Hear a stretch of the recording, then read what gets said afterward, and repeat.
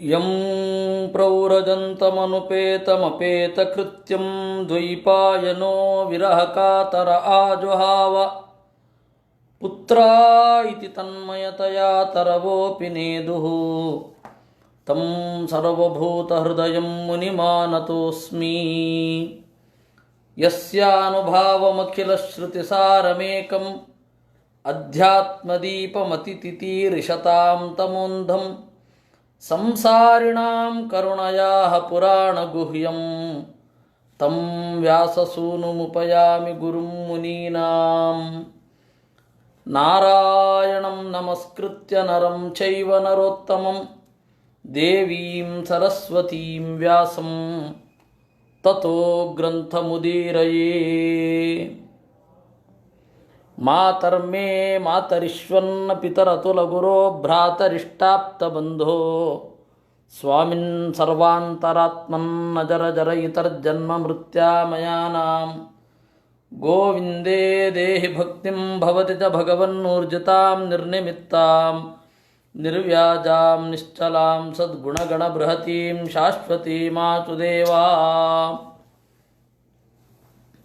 ನಿನ್ನೆ ನಾವು ಕೆಲವು ಸಿದ್ಧಿಗಳು ಅದರ ಬಗ್ಗೆ ನೋಡಿದ್ವಿ. ಅದು ನಿನ್ನೆ ಬಂದಿದ್ದರಲ್ಲಿ ಎರಡು ವಿಚಾರ.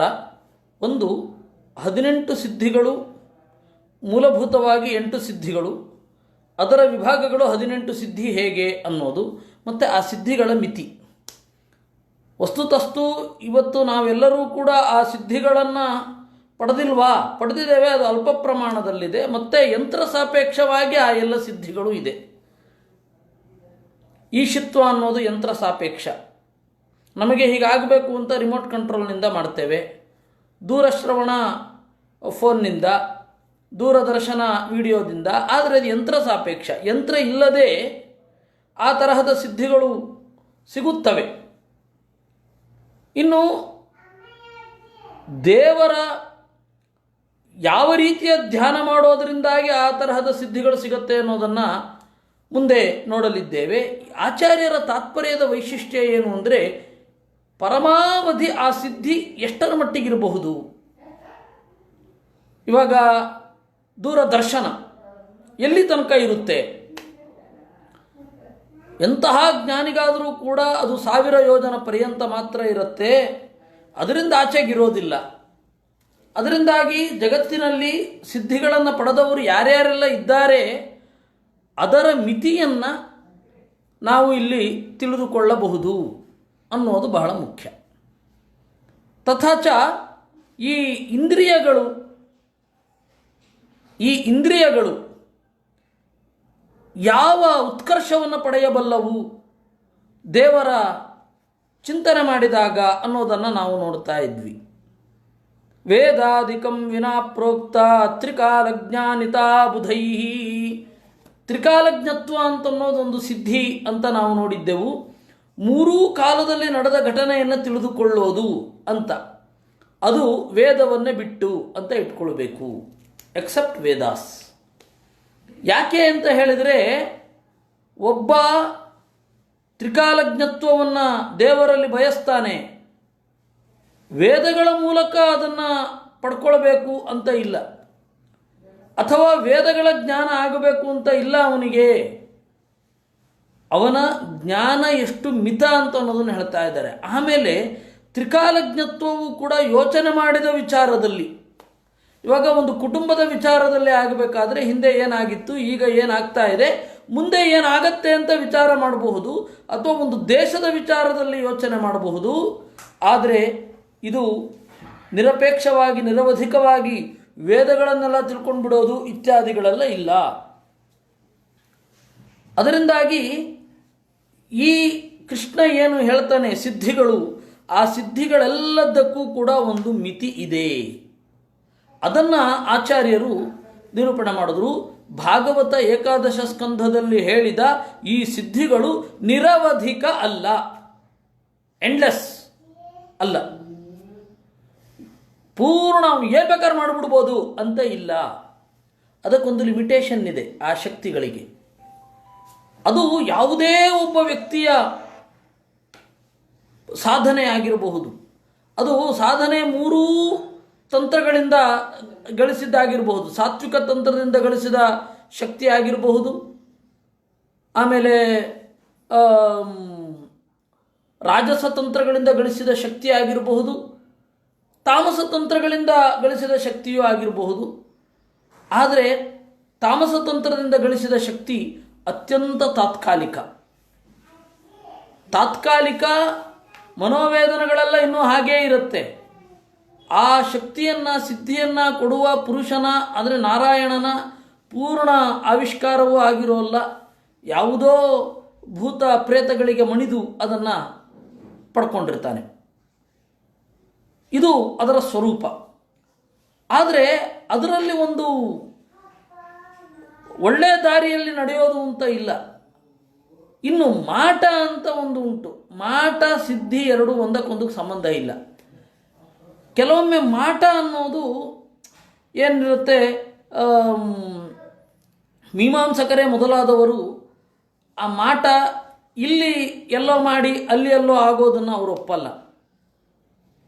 ಮಾನಸಿಕವಾಗಿ ಇನ್ನೊಬ್ಬ ವ್ಯಕ್ತಿಯನ್ನು ಅಟ್ಯಾಕ್ ಮಾಡಿ ಅವನಿಗೆ ಭ್ರಮೆ ಮೂಡುವಂತೆ ಮಾಡಬಹುದು ವಿನಃ, ಔಷಧಾದಿ ಪ್ರಯೋಗಗಳನ್ನು ಮಾಡಬಹುದು ವಿನಃ, ಇಲ್ಲಿ ಯಾವುದೋ ಒಂದು ಮೂರ್ತಿ ಇದೆ, ಆ ಮಣ್ಣಿನ ಬೊಂಬೆಯನ್ನು ಚುಚ್ಚಿದ್ರೆ ಅಲ್ಲಿ ನೋವಾಗೋದು, ಇದನ್ನು ಭಾರತೀಯ ಮೀಮಾಂಸಕರು ಒಪ್ಪಲ್ಲ. ನಿಮಗೆ ಆಶ್ಚರ್ಯ ಆಗಬಹುದು. ಬೌದ್ಧರು ಮತ್ತು ಮುಸಲ್ಮಾನರಲ್ಲಿ ಇರುವ ತಂತ್ರ ಪ್ರಪಂಚ, ಮಾಟ ಮದ್ದುಗಳ ಜಗತ್ತು ಬೇರೆ ಎಲ್ಲೂ ಇಲ್ಲ ಅನ್ನೋದು ನಿಮ್ಮ ಗಮನಕ್ಕೆ ನಾನು ಈ ಹಿಂದೆ ತಂದಿದ್ದೇನೆ. ಅವರ ಗ್ರಂಥಗಳು ಇವತ್ತಿಗೂ ಸಿಗತ್ತೆ ರೀ. ಇಲ್ಲೇ ನೀವು ಜಯನಗರ ಥರ್ಡ್ ಬ್ಲ್ಯಾಕ್ ಅಲ್ಲಿ ಮೋತಿಲಾಲ್ ಬನಾರಸಿ ದಾಸ್ ಬುಕ್ ಸ್ಟಾಲ್ ಉಂಟು. ಅಲ್ಲಿ ಹೋಗಿ ನೋಡಿ, ಬೌದ್ಧ ಗ್ರಂಥಗಳ ಕಂತೆ ಪುಸ್ತಕಗಳು ಸಿಗ್ತವೆ. ಕಮ್ಯುನಿಸ್ಟ್ರಿಗೆ ಗೊತ್ತಿಲ್ಲ, ಅವರು ಸುಮ್ಮನೆ ಏನೋ ಬುದ್ಧನನ್ನು ಇಟ್ಕೊಂಡಿದ್ದಾರೆ. ಆಮೇಲೆ ನಮ್ಮ ಈ ಕರ್ನಾಟಕದ ಬುದ್ಧಿಜೀವಿಗಳು ಅವ್ರಿಗೆ ಎಂಥದ್ದು ಗೊತ್ತಿಲ್ಲ. ಅವ್ರು ನೋಡಿದ್ರೆ ಸಾಕು, ಗೊತ್ತಾಗತ್ತೆ ಅದು. ಮುಸಲ್ಮಾನರಲ್ಲಿಯೂ ಬಹಳ ಮಾಟ ಮಂತ್ರಗಳ ಪ್ರಯೋಗ ಉಂಟು. ಆದರೆ ಅದೆಲ್ಲವೂ ಕೂಡ ಅಂತಿಮವಾಗಿ ಮನಸ್ಸನ್ನು ಬೇರೊಬ್ಬರ ಮನಸ್ಸನ್ನು ವಶದಲ್ಲಿ ತೆಗೆದುಕೊಳ್ಳ, ತನ್ನ ಮನಸ್ಸನ್ನು, ಕೃಷ್ಣ ಅದಕ್ಕೆ ಹೇಳಿದು ವಶಿತ ಅಂತ ಹೇಳಿದರೆ ತನ್ನ ಮನಸ್ಸನ್ನು ವಶದಲ್ಲಿ ಇಟ್ಟುಕೊಳ್ಳೋದು. ತನ್ನ ಮನಸ್ಸನ್ನು ವಶದಲ್ಲಿ ಇಟ್ಟುಕೊಳ್ಳುವ ಮೂಲಕ ಎಂಥದೇ ಜಾಗದಲ್ಲಿ ಇದ್ದರೂ ಕೂಡ ಪ್ರತಿಕೂಲ ವೇದನೆ ಆಗಲ್ಲ, ಅವನಿಗೆ ಸಂಕಟ ಆಗಲ್ಲ. ಅದು ವಶಿತ್ವ ಅಂತ. ಆದರೆ ಅವರು ವಶಿತ್ವ ಅಂತಂದರೆ ಏನು? ಬೇರೆಯವರನ್ನು ವಶಪಡಿಸ್ಕೊಳ್ಳೋದು. ಅವರನ್ನು ದುಡ್ಡಿನಿಂದ ಇನ್ನೊಬ್ಬ ಕೊಂಡ್ಕೊಂಡಿರ್ತಾನೆ. ಮಧ್ವಾಚಾರ್ಯರು ಇದನ್ನೆಲ್ಲ ಹೇಳಬೇಕಾದ್ರೆ ನೋಡಿ, ಅವರೊಂದು ಮಾತು ಹೇಳ್ತಾರೆ, ಶರೈಹಿ ಜುಹುಯಾತ್ ಅಭಿಮಂತ್ರ ಪ್ರಯೋಜಯೇತ್ ಅಂತ. ಶರ ಅಂತಂದರೆ ದರ್ಭೆ, ಇದು ಕುಶಾಗ್ರ ಅಂತ ಹೇಳ್ತಾರೆ, ಚೂಪು ಹುಲ್ಲು. ಅದನ್ನು ಶರೈರ್ ಜಯಾಯ ಜುಹುಯಾತ್, ಶತ್ರುಗಳ ಮೇಲೆ ಜಯ ಆಗಬೇಕು ಅಂತ ಹೋಮ ಮಾಡಬೇಕಂತೆ. ಆಮೇಲೆ ಹಾಗಂತ ಹೇಳಿ ನೀವು ಹೋಮ ಮಾಡಿ ಸುಮ್ಮನೆ ಆದರೆ ಆಗಲ್ಲ, ಅಭಿಮಂತ್ರ ಪ್ರಯೋಜಯ, ನೀವು ಹೋಗಿ ಪ್ರಯೋಗ ಮಾಡಬೇಕು. ಹಾಗಾದರೆ ಅದನ್ನು ಯಾಕೆ ಮಾಡಬೇಕು ಅಂದರೆ ಪ್ರತಿಬಂಧ ನಿವಾರಣೆಗೆ ಅಷ್ಟೇ. ಅದನ್ನು ನಾವು ಇವತ್ತು ಆಲ್ಟರ್ನೇಟಿವ್ ಇದೆ. ಏನು? ಚೆನ್ನಾಗಿ ಹಿಪ್ನಾಟಿಸಮ್ಮು ಮೆಸ್ಮರಿಸಮ್ ಕಲ್ತರೆ ಎಲ್ಲೋ ಇರುವ ಒಬ್ಬ ವ್ಯಕ್ತಿಯ ಮನಸ್ಸನ್ನು ವಶದಲ್ಲಿ ತೆಗೆದುಕೊಂಡು ಅವನನ್ನು ಹುಚ್ಚನಾಗುವಂತೆ ಮಾಡಬಹುದು. ನೋಡಿ, ಪ್ರಯೋಜನ ಒಂದೇ, ಫಲ ಒಂದೇ. ಇಲ್ಲಿ ಮಾಟ ಮದ್ದು ಮೊದಲಾದವುಗಳಿಂದ ಮಾಡೋದು ಅದೇ. ಹಿಪ್ನೋಟೈಸ್ ಮಾಡಿ ಎಲ್ಲೋ ಇರುವ ಅವನನ್ನು ಮನಸ್ಸಿನಿಂದ ಬಂಧಿಸಿ ಅವನನ್ನು ಕೊಲ್ಲುವಂತೆ ಮಾಡೋದು ಒಂದೇ. ಇವನು ಪ್ಯಾಂಟು ಶರ್ಟ್ ಹಾಕೊಂಡಿರ್ತಾನೆ, ಇವನು ಬಟ್ಟೆ ಹುಟ್ಟಿರಲ್ಲ ಅಥವಾ ಬಟ್ಟೆ ಹುಟ್ಟಿರ್ತಾನೆ ಆ ಕೃತ್ಯ ಮಾಡೋ ಟೈಮಿನಲ್ಲಿ. ಔಟ್ಕಮ್ಮಲ್ಲಿ ಏನು ವ್ಯತ್ಯಾಸ ಇಲ್ಲ. ಅದರಿಂದಾಗಿ ಈ ಸಿದ್ಧಿಗಳಲ್ಲಿ 3 ತರಹ ಇದೆ. ತಾಮಸ ಸಿದ್ಧಿ, ರಾಜಸ ಸಿದ್ಧಿಗೂ, ಆಮೇಲೆ ಈ ಎಲ್ಲ ನಾವು ಟೆಕ್ನಾಲಜಿಯ ಮೂಲಕ ಏನು ಸಾಧನೆ ಮಾಡಿದ್ದೇವೆ ಅದೆರಡು ಒಂದು ರೀತಿ ಸಮಾನವೇ. ಎರಡರಲ್ಲಿಯೂ ನಮ್ಮದೇನು ಸಾಧನೆ ಇರಲ್ಲ, ಯಾರೋ ಕಂಡುಹಿಡಿದಿರ್ತಾರೆ. ಇನ್ನೂ ಇನ್ಫ್ಯಾಕ್ಟ್ ಅದನ್ನು ಕಂಡುಹಿಡಿದವರು ಒದ್ದಾಡೋಗ್ತಾ ಇರ್ತಾರೆ. ಒಂದು ಉದಾಹರಣೆ ಹೇಳ್ತೇನೆ. ಹೆನ್ರಿ ಡೆಂಫ್ರಿ, ಇವತ್ತಿನ ಮೋಟಾರ್ ಕಾರಿಗೆ ಮೂಲ ಕಾರನ್ನು ಕಂಡುಹಿಡಿದವ, ಏನು ಬಡತನ ಬಣ್ಣಗಳನ್ನು ಅನುಭವಿಸಿದ. ಇವತ್ತು ಟಿವಿಯನ್ನು ಆಧರಿಸಿಕೊಂಡು ಕೋಟ್ಯಂತರ ರೂಪಾಯಿಗಳ ವ್ಯವಹಾರ ಇರುತ್ತೆ ಒಂದು ಏರಿಯಾದಲ್ಲಿ. ನಾನು ಹೇಳ್ತಾ ಇರೋದು ಅಂಥದ್ದು. ಟಿವಿ ಕಂಡುಹಿಡಿದ ಮಹಾನುಭಾವ ಊಟ ಇಲ್ಲದೆ ಸತ್ತೋದ. ಹೀಗಾಗಿ ಇದನ್ನು ಕಂಡುಹಿಡಿದವರಿಗೆ, ಇದನ್ನು ನಿರೂಪಣೆ ಮಾಡಿದವರಿಗೆ ಸುಖ ಆಗಬೇಕು ಅಂತ ಇಲ್ಲ. ಆದರೆ ಈ ಸಿದ್ಧಿ ಇದೆಯಲ್ಲ, ಅದು ಸುಖವೂ ಆಗುತ್ತೆ. ಅದರಿಂದಾಗಿ ಈ ಡ್ರಾಸ್ಟಿಕ್ ಡಿಫ್ರೆನ್ಸ್ ಇಲ್ಲಿದೆ. ಟೆಕ್ನಾಲಜಿಯಿಂದಲೂ ಒಂದು ಕ್ರಿಯೆಯನ್ನು ಸಿದ್ಧಿ ಮಾಡಿಕೊಳ್ಬಹುದು, ಒಂದು ಕ್ರಿಯೆಯನ್ನು ಸಾಧಿಸಬಹುದು. ರಾಜಸ ತಾಮಸ ತಂತ್ರಗಳಿಂದಲೂ ಒಂದು ಕ್ರಿಯೆಯನ್ನು ಸಾಧಿಸಬಹುದು. ಆದರೆ ಒಂದು ದುಃಖ ಅಂತ್ಯ, ಇನ್ನೊಂದು ದುಃಖ ಪ್ರಾರಂಭ. ಹೀಗೆ ಎರಡರಲ್ಲಿ ಯಾವುದಾದ್ರು ಒಂದು ಪ್ರಾಬ್ಲಮ್ಗಳಿದ್ದೇ ಇರುತ್ತೆ. ಸಾತ್ವಿಕ ತಂತ್ರದಿಂದ ಏನೊಂದು ಖುಷಿ ಇರುತ್ತೆ, ಅದು ನಿರ್ಮಳತೆ ಅನ್ನೋದಿರುತ್ತೆ. ಆ ಸಾತ್ವಿಕ ತಂತ್ರದಿಂದ ಬಂದದ್ದನ್ನೇ ಕೃಷ್ಣ ಹೇಳ್ತಾ ಇರೋದು. ಏಕೆಂದರೆ ಎಲ್ಲ ಸಿದ್ಧಿಗಳು ಎಲ್ಲರಲ್ಲಿಯೂ ಇರುತ್ತೆ. ಒಬ್ಬ ಯಂತ್ರದ ಮೂಲಕ ಕಂಡುಹಿಡಿತಾನೆ, ಇದೇ ಪ್ರಯೋಜನವನ್ನು ಪಡ್ಕೊಳ್ತಾನೆ. ಆದರೆ ಆಫ್ಟರ್ ಎಫೆಕ್ಟ್ಸ್ ಹೇಗಿರುತ್ತೆ? ಮನಸ್ಸು ಬಯಸಿದಲ್ಲಿಗೆ ಹೋಗೋದು ಒಂದು ಸಿದ್ಧಿ. ಮನಸ್ಸು ಬಯಸಿದಲ್ಲಿಗೆ ಹೋಗೋದು, ದೇಹ ಅದು ದಣಿವಾಗೇ ಆಗುತ್ತೆ. ಅಥವಾ ಒಂದು ಸ್ಪೆಷಲ್ಲಾಗಿ ನಾವೇ ಒಂದು ಪ್ಯಾರಾಚೂಟನ್ನು ನಿರ್ಮಾಣ ಮಾಡಿಕೊಂಡ್ರು, ಗ್ಲೈಡರನ್ನು ನಿರ್ಮಾಣ ಮಾಡಿಕೊಂಡ್ರು, ಶರೀರ ಶ್ರಮ ಆಗೋದೇ. ಸಾತ್ವಿಕವಾಗಿ ಅದರ ಪರಿಣಾಮ ಹೆಚ್ಚು ಇರಲ್ಲ. ಅಲ್ಲಿ ತಪೋವ್ಯಯ ಆಗೇ ಆಗತ್ತೆ, ಇಲ್ಲಿ ಧನವ್ಯಯಾದಿಗಳಾಗೇ ಆಗತ್ತೆ. ಅದರಿಂದಾಗಿ ಈ ಲೌಕಿಕ ಕ್ರಿಯೆಗಳು ಸಹಜ ಸಿದ್ಧ. ಅದರಿಂದಾಗಿ ಪವಾಡ ಅನ್ನೋದು ಅತಿಲೌಕಿಕ ಅಲ್ಲ. ಪವಾಡ ಅನ್ನೋದು ಅಮಾನುಷ ಅಲೌಕಿಕ ಅಲ್ಲ. ಅಮಾನುಷಕ್ಕೂ ಅಲೌಕಿಕಕ್ಕೂ ವ್ಯತ್ಯಾಸ ಇದೆ. ಅಲೌಕಿಕ ಅಥವಾ ದಿವ್ಯ ಅಂದ್ರೇನು? ಈ ಮನುಷ್ಯ ಲೋಕ ಮೀರಿದ ಸಿದ್ಧಿ ಅಂತ. ಇಲ್ಲಾಂದ್ರೆ ನಾವು ನಮ್ಮ ಸೈನ್ಸಿನ ಪ್ರಕಾರ ಲೆಕ್ಕ ಹಾಕೋದಾದರೆ, ಯಾವುದೇ ಒಬ್ಬ ವ್ಯಕ್ತಿ ಒಂದು ಗ್ರಹದಿಂದ ಇನ್ನೊಂದು ಗ್ರಹಕ್ಕೆ ಪ್ರಯಾಣ ಮಾಡಬೇಕಾದ್ರೆ ಅವರು ಕೊಟ್ಟ ಪರಿಕರಗಳಿಲ್ಲದೆ ಹೋದರೆ, ಆ ವೇಗದಲ್ಲಿ, ಆ ಸ್ಪೀಡಿನಲ್ಲಿ ಬಂದರೆ, ಆ ಒಂದು ವೆಲಾಸಿಟಿಯಲ್ಲಿ ಬಂದರೆ, ನೀವು ಆ ವೆಲಾಸಿಟಿಗೆ ಒಳಪಟ್ಟರೆ, when you undergo in that velocity you will become an ಎನರ್ಜಿಯಾಗಿ ಕನ್ವರ್ಟ್ ಆಗಿ ಹೋಗ್ತೀರಾ. ಆದರೆ ಇಲ್ಲಿ ಹಾಗಾಗಲ್ಲ.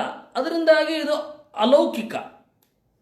ಇನ್ನು ನಾವು ಇಲ್ಲೆಲ್ಲ ಸಿದ್ಧಿ ಸಾಧನೆ ಮಾಡ್ಕೊಳ್ಳೋದಿದೆ. ಎಲ್ಲೋ ಇದ್ದವನ ಮನಸ್ಸನ್ನು ಪ್ಲಕ್ ಮಾಡಿ, ಅವನು ಕಿತ್ತಿ ಅವನನ್ನು ಬೇರೆ ತರಹ ಯೋಚನೆ ಮಾಡಿಸೋದು, ಅಥವಾ ಅವನನ್ನು ಬೇರೆ ಥರ ಡೈವರ್ಟ್ ಮಾಡೋದು, ಇದು ಅಮಾನುಷ, ಅಲೌಕಿಕ ಅಲ್ಲ. ಅಂದರೆ ಸಾಮಾನ್ಯ ಮನುಷ್ಯರಿಗೆ ಆಗದೇ ಇರೋದು ಅಂತ. ಅದರಿಂದಾಗಿ ಸಿದ್ಧಿ ಮತ್ತು ಸಾಧ್ಯ ಅದರಲ್ಲಿ ಎರಡು ತರಹ ಇದೆ, ಅಲೌಕಿಕ ಮತ್ತು ಅಮಾನುಷ. ಕೃಷ್ಣ ಅಮಾನುಷ ಅನ್ನೋದನ್ನು ಹೆಚ್ಚು ಒತ್ತಿ ಹೇಳ್ತಾರೆ. ಯಾಕೆಂದರೆ ಅದು ಟೆಕ್ನಾಲಜಿಯಿಂದಲೂ ಸಾಧ್ಯ, ಅಮಾನುಷವಾದದ್ದು ಅಲ್ವೇ? ಈಗ ಮನುಷ್ಯನೊಬ್ಬನ ತಲೆ ಒಳಗಡೆ ಒಂದು ಚಿಪ್ಪನ್ನು ಹಾಕಿ ಅದರ ಪ್ರೋಗ್ರಾಮಿಂಗ್ ಬರೆದು ಒಂದು ಕಂಪ್ಯೂಟರ್ನಲ್ಲಿ ಅವನನ್ನು ಬೇಕಾದ ಹಾಗೆ ಆಡಿಸೋ ಹಾಗೆ ಯಾರೋ ಒಬ್ಬ ವಿನಾಶಕಾರಿ ವಿಜ್ಞಾನಿ ಯಾಕೆ ಮಾಡಬಾರ್ದು? ಮಾಡ್ತಾನೆ. ಆರ್ಟಿಫಿಷಿಯಲ್ ಇಂಟೆಲಿಜೆನ್ಸು ಭಾಳ ದೊಡ್ಡ ಮಟ್ಟಕ್ಕೆ ಹೋದ್ಮೇಲೆ ಆ ಚಿಪ್ಪನ್ನು ತೆಗೆದು ಒಬ್ಬನ ತಲೆ ಒಳಗಡೆ ಹಾಕಿ ನನಗೆ ಬೇಕಾದ ಹಾಗೆ ಆಡಿಸಿಕೊಳ್ಳುವ ಹಾಗೆ ನಮ್ಮ ಕೈನಲ್ಲಿ ಒಂದು ರಿಮೋಟ್ ಕೊಟ್ಟರೆ ಯಾಕೆ ಆಗಲ್ಲ? ಅದು ಅಮಾನುಷ, ಆದರೆ ಸಾತ್ವಿಕ ಸಿದ್ಧಿ ಅಲ್ಲ. ಅದರಿಂದಾಗಿ ಕೃಷ್ಣ ಇಲ್ಲಿ ಮಾತನಾಡ್ತಾ ಇರೋದು ಸಾತ್ವಿಕ ಸಿದ್ಧಿ. ಅದನ್ನು ದೇವರ ಉಪಾಸನೆಯಿಂದಲೇ ಪರಿಗಣಿಸಬೇಕು. ಹಾಗೆ ದೇವರ ಉಪಾಸನೆಯಿಂದ ಬಂದದ್ದರಲ್ಲಿ ಏನು ಮಿತಿ ಇರುತ್ತೆ ಅನ್ನೋದನ್ನು ಕೃಷ್ಣ ಇಲ್ಲಿ ಹೇಳ್ತಾ ಇದ್ದಾನೆ. ನಿನ್ನೆ ಒಂದು ಸ್ವಲ್ಪ ನೋಡಿದ್ವಿ. ಅದರಿಂದಾಗಿ ತ್ರಿಕಾಲ ಜ್ಞಾನ ಅನ್ನೋದು ವೇದಾದಿಗಳನ್ನು ಬಿಟ್ಟು ಇನ್ನು ಪರಚಿತ್ತಾಭಿಜ್ಞತ್ವ ಅನ್ನೋದು ಶರೀರದ ಒಳಗಡೆ ಇರುವ ದೇವರನ್ನು ಬಿಟ್ಟು, ತತ್ವಾಭಿಮಾನಿಗಳನ್ನು ಬಿಟ್ಟು. ಅನ್ಯೇಂದ್ರಿಯೈರ್ದರ್ಶನಾದಿ ತಥಾ ಸಂಕಲ್ಪ ವೇಗಿತ ಪ್ರಾಪ್ತಿರಿತ್ಯುಚ್ಯತೆ ಸದ್ಭಿ ಸ್ವಮನಸ್ಸಮವೇಗಿತ ಮನೋಜವೈತಿ ಪ್ರೋಕ್ತಃ. ಇನ್ನು ಪ್ರಾಪ್ತಿ ನೆನ್ನೆ ನೋಡಿದ್ವಿ, ಬೇರೊಬ್ಬರ ಇಂದ್ರಿಯದಲ್ಲಿ ಹೇಗೆ ಕಾಣಿಸ್ತಾ ಇದೆ. ಒಂದು ಹಸು ಜಗತ್ತನ್ನು ನೋಡ್ತಾ ಇದೆ ಅಂದರೆ ಹಸುವಿನ ಕಣ್ಣಲ್ಲಿ ಏನು ಕಾಣಿಸ್ತಾ ಇದೆ ಅಂತ ನಾವು ನೋಡೋದು. ಇದನ್ನು ಆಚಾರ್ಯರ ಶಾಸ್ತ್ರದ ಅನುಗ್ರಹದಿಂದ ದರ್ಶನ ಮಹಾಭಾರತಾದಿಗಳಲ್ಲಿಯೂ ಹೇಗೆ ಅಂತ ಕಾಣಬಹುದು ಅಂತ ನಿನ್ನೆ ಅಲ್ಲಿಗೆ ನಿಂತಿತ್ತು. ಇತಿ ಪೂರ್ವಕಥಾನು ಆದ.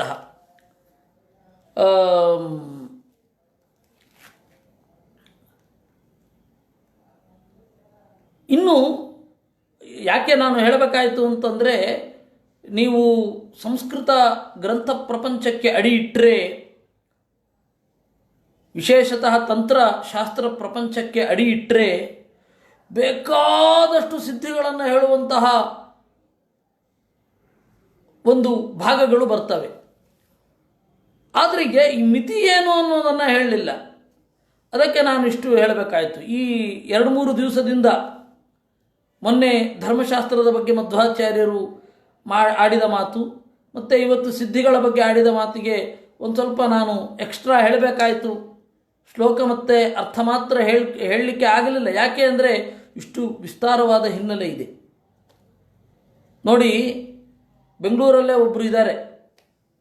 ಅವರು ಬಹಳ ದೊಡ್ಡ ದೊಡ್ಡ ಮುಟ್ಟಾಳರ ಜಾತಕವನ್ನೆಲ್ಲ ಹೊಂದಿಸಿ ಕೊಡ್ತಾರೆ. ಅವ್ರಿಗೆ ಒಂದು ಸಿದ್ಧಿ ಇದೆ. ನೀವು ಬಂದು ಏನು ತಿಂಡಿ ಕೇಳ್ತೀರೋ ಆ ತಿಂಡಿಯನ್ನು ಆ ಕೂಡಲೇ ಕೊಟ್ಬಿಡ್ತಾರೆ, ಮನೇಲಿ ಮಾಡಿರಲ್ಲ. ಏನು ಬೇಕೋ ಏನು ಕೊಟ್ಬಿಡ್ತಾರೆ. ಆಮೇಲೆ ಹೋಟೆಲ್ಗೆ ಹೋಗಿ ಬಿಲ್ ಪೇ ಮಾಡಿ ಬರ್ತಾರೆ. ಈ ಮಾಡಿಟ್ಟಿದ್ದನ್ನೇ ಯಾರೋ ಒಬ್ಬರು ತರಬೇಕು, ನಮಗೆ ಕಾಣದೇ ಇರ್ಬೋದು ಅಷ್ಟೆ.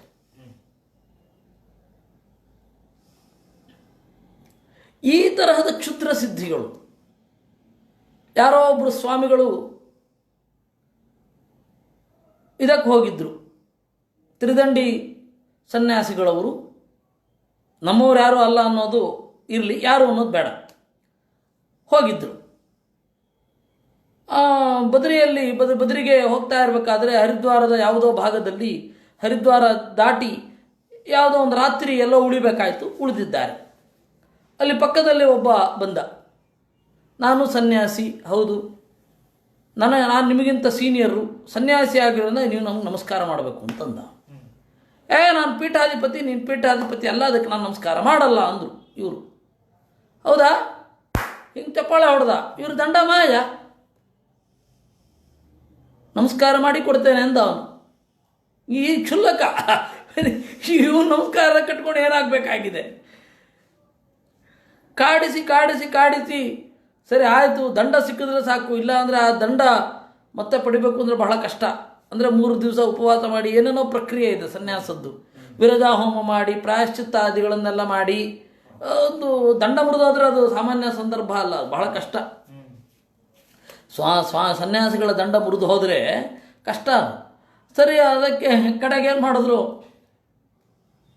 ನಮಸ್ಕಾರ ಮಾಡಿದ್ರು. ಹಿಂಗಂದ, ಅಲ್ಲೇ ಇತ್ತು, ಇವ್ರು ಕಾಣಿಸ್ತಾ ಇರಲಿಲ್ಲ ಅಷ್ಟೆ. ಬರೀ ಇಂಥದ್ದು ಕೆಲವೊಂದು ಇಂಥದ್ದು ಕ್ಷುದ್ರೋಪದ್ರವಗಳು ಅಂತ ಕರೀತಾರೆ, ಆ ಥರದ್ದೆಲ್ಲ. ಅದರಿಂದಾಗಿ ಸಾತ್ವಿಕ ಸಿದ್ಧಿ ಬಂತು ಅಂತ ಹೇಳಿದ್ರೆ ಯಾವ ಮಟ್ಟದಲ್ಲಿ ಇರಬೇಕು, ಯಾವ ಮಿತಿಯಲ್ಲಿ ಇರುತ್ತೆ, ಆ ಥರ ಅಲ್ಲಿ ಮಾತನಾಡ್ತಾರೆ. ಚಿಕ್ಕದಲ್ಲ, 12 ವರ್ಷ 10 ವರ್ಷ 8 ವರ್ಷ ಕಷ್ಟಪಟ್ಟು ಈ ತರಹದ ಸಿದ್ಧಿಯನ್ನೆಲ್ಲ ಅವರು ರೂಢಿಸ್ಕೊಂಡಿರ್ತಾರೆ. ಅವರು ಮ್ಯಾಜಿಷಿಯನ್ ಥರ ಮಾತ್ರ. ಅದರಿಂದಾಗಿ ಪವಾಡಗಳನ್ನು ನಾನು ಬಯಲು ಮಾಡ್ತೇನೆ ಅಂತ ಹೋಗಿ ಇಡೀ ವೇದಾದಿಗಳ ಅಪ್ರಾಮಾಣ್ಯವನ್ನು ಹೇಳ್ತೇನೆ ಅಂತ ಅಂದ್ಕೊಳ್ಬೇಕಾಗಿಲ್ಲ. ಪವಾಡಗಳ ಮೂಲಕ ದೇವರನ್ನು ನಾನು ಸುಳ್ಳು ಮಾಡ್ತೇನೆ, ದೇವರು ಇಲ್ಲ ಅಂತ ಪ್ರೂವ್ ಮಾಡ್ತೇನೆ ಅಂತ ಅಂದ್ಕೋಬೇಕಾಗಿಲ್ಲ. ಪವಾಡಗಳನ್ನು ಶಾಸ್ತ್ರಗಳೇ ಜಾಸ್ತಿ ತಲೆಗೆ ಹಚ್ಕೋಬೇಡಿ ಅಂತ ಹೇಳ್ಬಿಟ್ಟಿದೆ. ಇನ್ನು ಮನೋಜವ, ಮನಸ್ಸು ಅಂದುಕೊಂಡ ವೇಗದಲ್ಲಿ ಹೋಗಿಬಿಡೋದು. ಒಬ್ಬನ ಮನಸ್ಸು ನಿಧಾನವಾಗಿ ಹೋಗುತ್ತೆ, ಒಬ್ಬನ ಮನಸ್ಸು ವೇಗವಾಗಿ ಹೋಗುತ್ತೆ. ಯಾವ ಮನಸ್ಸಿನ ವೇಗ? ಎಲ್ಲರ ಮನಸ್ಸಿನ ವೇಗವು ಒಂದೇ ಸಮನಾಗಿ ಇರೋದಿಲ್ಲ. ಅವರವರ ಪರಿಸರದಲ್ಲಿ ಅವರವರ ಮನಸ್ಸು ಆಯಾ ಶಾಸ್ತ್ರಗಳಲ್ಲಿ ವೇಗವಾಗಿ ಓಡುತ್ತೆ. ಇವಾಗ ಪ್ರೋಗ್ರಾಮಿಂಗ್ ಬರೆಯೋದು ಅಂತಂದರೆ ನಮ್ಗೆ ತಲೆ ಬಿಡೋ ಗೊತ್ತಿಲ್ಲದೆ ಇರಬಹುದು. ಇಂಜಿನಿಯರ್ ಒಬ್ಬನಿಗೆ ಟಕ್ಕ ಅಲ್ಲಿ ಕೊಟ್ಟೋಗ್ಬಿಡ್ಬೋದು ಮನಸ್ಸು. ಅದೇ ರೀತಿ ಕವಿತೆ ಬರೆಯೋದು ಅಂತಂದಾಗ ಇನ್ಯಾರಿಗೋ ಟಕ್ಕ ಓಡಬಹುದು, ಇವ್ರಿಗೆ ಹೋಗದೇ ಇರಬಹುದು. ಅದರಿಂದಾಗಿ ಮನೋಜವ ಅಂದರೆ ಯಾರ ಮನಸ್ಸಿನ ವೇಗಕ್ಕೆ ಅನುಗುಣವಾಗಿ ಮ್ಯಾಚ್ ಆಗುತ್ತೆ ಇವನ ಗಮನ. ಅದಕ್ಕೆ ಆಚಾರ್ಯರು ಹೇಳಿದ್ರು, ಮನೋಜವ ಇತಿ ಪ್ರೋಕ್ತ ಸ್ವಮನಸ್ಸಮವೇಗಿತ. ತನ್ನ ಮನಸ್ಸಿಗೆ ಸಮವಾದ ವೇಗ, ಅದು ನಿಧಾನವೂ ಆಗಬಹುದು, ವೇಗವೂ ಆಗಬಹುದು, ಅದು ಸಾಪೇಕ್ಷ. ಮನೋಜವ ಅಂತನ್ನೋದಕ್ಕೆ ಈ ತರಹದ ಒಂದು ಉದಾಹರಣೆ ಮೊದಲು ಕೊಟ್ಟದ್ದು ಮಧ್ವಾಚಾರ್ಯರೇ. ಪಶ್ವಾದ್ಯಾಕಾರತ ತಥಾ ಕಾಮರೂಪತ್ವಮುದ್ದಿಷ್ಟಂ. ಇನ್ನು ಕಾಮರೂಪ ಮತ್ತು ಪರಕಾಯ ಪ್ರವೇಶಕ್ಕೆ ವ್ಯತ್ಯಾಸ ಇದೆ. ಕಾಮರೂಪ ಅಂತಂದರೆ ಪಶುವಿನ ಆಕಾರದಲ್ಲಿದ್ದಂತೆ ಕಾಣುವುದು, ಇವನು ದೇಹ ಬಿಟ್ಟೇನು ಹೋಗಿರಲ್ಲ. ಪರಕಾಯ ಪ್ರವೇಶ ಅಂತಂದರೆ ಬೇರೆಯವರ ದೇಹವನ್ನು ಪ್ರವೇಶ ಮಾಡೋದು. ಬೇರೆಯವರ ದೇಹವನ್ನು ಪ್ರವೇಶ ಮಾಡಬೇಕಾದ್ರೆ ಸ್ವದೇಹ ತ್ಯಾಗತಃ, ತನ್ನ ದೇಹವನ್ನು ತ್ಯಾಗ ಮಾಡಬೇಕು. ಈ ಪರಕಾಯ ಪ್ರವೇಶದ ಬಗ್ಗೆ ಬಹಳ ಕಥೆಗಳು ನಮಗೆ ಕೇಳಿ ಬರ್ತವೆ. ಬಹಳ ಅಂತನ್ಲಿಕ್ಕೇನು 4-5 ಶಂಕರರ ಜೀವನದಲ್ಲಿ ಒಂದು. ಅದು ಬಿಟ್ಟರೆ ಶುಕಸಪ್ತತಿ ಮೊದಲಾದವುಗಳಲ್ಲಿ ಇದೆ. ಇವನು ಯಾರು, ಭಾರತದ ಪ್ರಸಿದ್ಧ ಕಿಂಗ್ ಆಫ್ ಫ್ಯಾಬ್ಯುಲಸ್ ಸ್ಟೋರಿ ಯಾರು, ಉದಯನ, ಆಮೇಲೆ ವಿಕ್ರಮಾದಿತ್ಯ, ಅವರೆಲ್ಲರೂ ಕೂಡ, ಆ ವಿಕ್ರಮಾದಿತ್ಯ ಅವರೆಲ್ಲರೂ ಕೂಡ ಪರಕಾಯ ಪ್ರವೇಶ ಮಾಡಿದ್ರು ತಮ್ಮ ದೇಹವನ್ನು ಇಟ್ಟು. ಆಮೇಲೆ ಆ ದೇಹ ಆಪತ್ತಿಗೆ ಅಂತ ಸಿಲುಕಿದಾಗ ಅದನ್ನು ಬಿಟ್ಟು ಬಂದರು ಅಂತೆಲ್ಲ ಕಥೆಗಳಿದೆ. ಇರಲಿ, ಸ್ವದೇಹ ತ್ಯಾಗ ಅನ್ನೋದು ಮುಖ್ಯ. ತಮ್ಮ ದೇಹವನ್ನು ತ್ಯಾಗ ಮಾಡಿ, ಕಾಮರೂಪ ಅಂತಂದರೆ ಬೇಕಾದ ರೂಪವನ್ನು ತಳೆಯೋದು, ಅಲ್ಲಿ ದೇಹ ತ್ಯಾಗ ಇರಲ್ಲ. ಪರಕಾಯ ಪ್ರವೇಶ ಅಂತಂದರೆ ಬೇರೆಯವರ ದೇಹದ ಒಳಗಡೆ ಪ್ರವೇಶ ಮಾಡೋದು, ಈ ದೇಹವನ್ನು ಬಿಡೋದು. ಅದು ಏನು ಪರಕಾಯ ಪ್ರವೇಶ ಅಂತ ಹೇಳಿದ್ರೆ ತನ್ನ ದೇಹದ ಮೇಲೆ ಪೂರ್ತಿ ನಿಯಂತ್ರಣ ಇರಲ್ಲ, ಅದು ಬೇರೆಯವರಿಗೆ ಒಪ್ಪಿಸಿ ಹೋಗಬೇಕು. ಅವರೇನಾದ್ರು ಮೋಸ ಮಾಡ್ತಾರಾ ಇಲ್ವೋ ಅದು ಗೊತ್ತಾಗಲ್ಲ. ಪರಕಾಯ ಪ್ರವೇಶ ಮಾಡಬೇಕಾದ್ರೆ ತ್ರಿಕಾಲಜ್ಞತ್ವ ಇರಲ್ಲ. ಈ ಎಲ್ಲ ಸಮಸ್ಯೆಗಳಿದೆ. ಇನ್ನು ಸ್ವಚ್ಛಂದ ಮೃತ್ಯುತ ಎಲ್ಲಿ ತನಕ ಬದುಕಿರಬಹುದು. ಸ್ವಚ್ಛಂದ ಮೃತ್ಯುತ ಅಂತಂದರೆ ಬಯಸಿದಷ್ಟು ದಿನ ಬದುಕಬಹುದು ಅಂತ. ಆದರೆ ಅದಕ್ಕೊಂದು ಮಿತಿ ಇದೆ. ಯುಗಾದರ್ವಾಕ್ತನ ತಥ ಅಂತಂದರು. ಒಂದು ಯುಗಕ್ಕಿಂತ ಮೊದಲು ಯಾವಾಗ ಬೇಕಾದ್ರೆ ಸಾಯ್ಬೋದು ಅಂತ ಅಷ್ಟೇ ವಿನಃ ಸಾಯೋದೇ ಇಲ್ಲ ಅಂತ ಅರ್ಥ ಅಲ್ಲ. ಸ್ವಚ್ಛಂದ ಮೃತ್ಯುತ್ವ ಸಿಕ್ಬಿಟ್ಟು ಕೂಡಲೇ ನನಗೆ ಮರಣವೇ ಇಲ್ಲ ಅಂತ ಅಂದುಕೊಳ್ಳೋರು ಇದ್ದಾರೆ, ಅವ್ರಿಗೆ ಮರಣ ಇಲ್ಲ ಅಂತ ಅಂದ್ಕೊಳ್ಳೋರು ಇದ್ದಾರೆ. ಸ್ವಚ್ಛಂದ ಮೃತ್ಯುತ್ವವನ್ನು ಬ್ರಹ್ಮದೇವರು ಕೊಟ್ಟು ಕೂಡಲೇ ನಮಗೆ ಮರಣವೇ ಇಲ್ಲ ಅಂತ ಅಂದುಕೊಳ್ಳೋರು ಕೆಲವರು,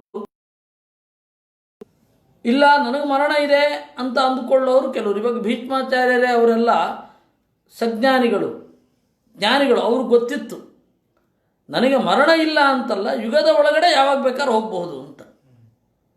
ಅವರು ಡಿವೈನ್ ಮೆಸೇಜ್ ಬಂತು ನೋಡಿ, 8 ದೇಹದ ಮರಣದಲ್ಲಿ ಏನು ಸಂಕಟ ಆಗಬೇಕೋ ಆ ಸಂಕಟವನ್ನು ನೀವು ಅನುಭವಿಸಬೇಕು. 8 ದೇಹವನ್ನು ಪಡಿಬೇಕಾದ್ರೆ ಗರ್ಭಪ್ರವೇಶ ಮಾಡಿ ಏನು ದುಃಖವನ್ನು ಅನುಭವಿಸಬೇಕೋ ಅಷ್ಟು ದುಃಖವನ್ನು ನೀವು ಅನುಭವಿಸಬೇಕು, ಅದಾದಮೇಲೆ ಹೋಗಬೇಕು ಅಂತ.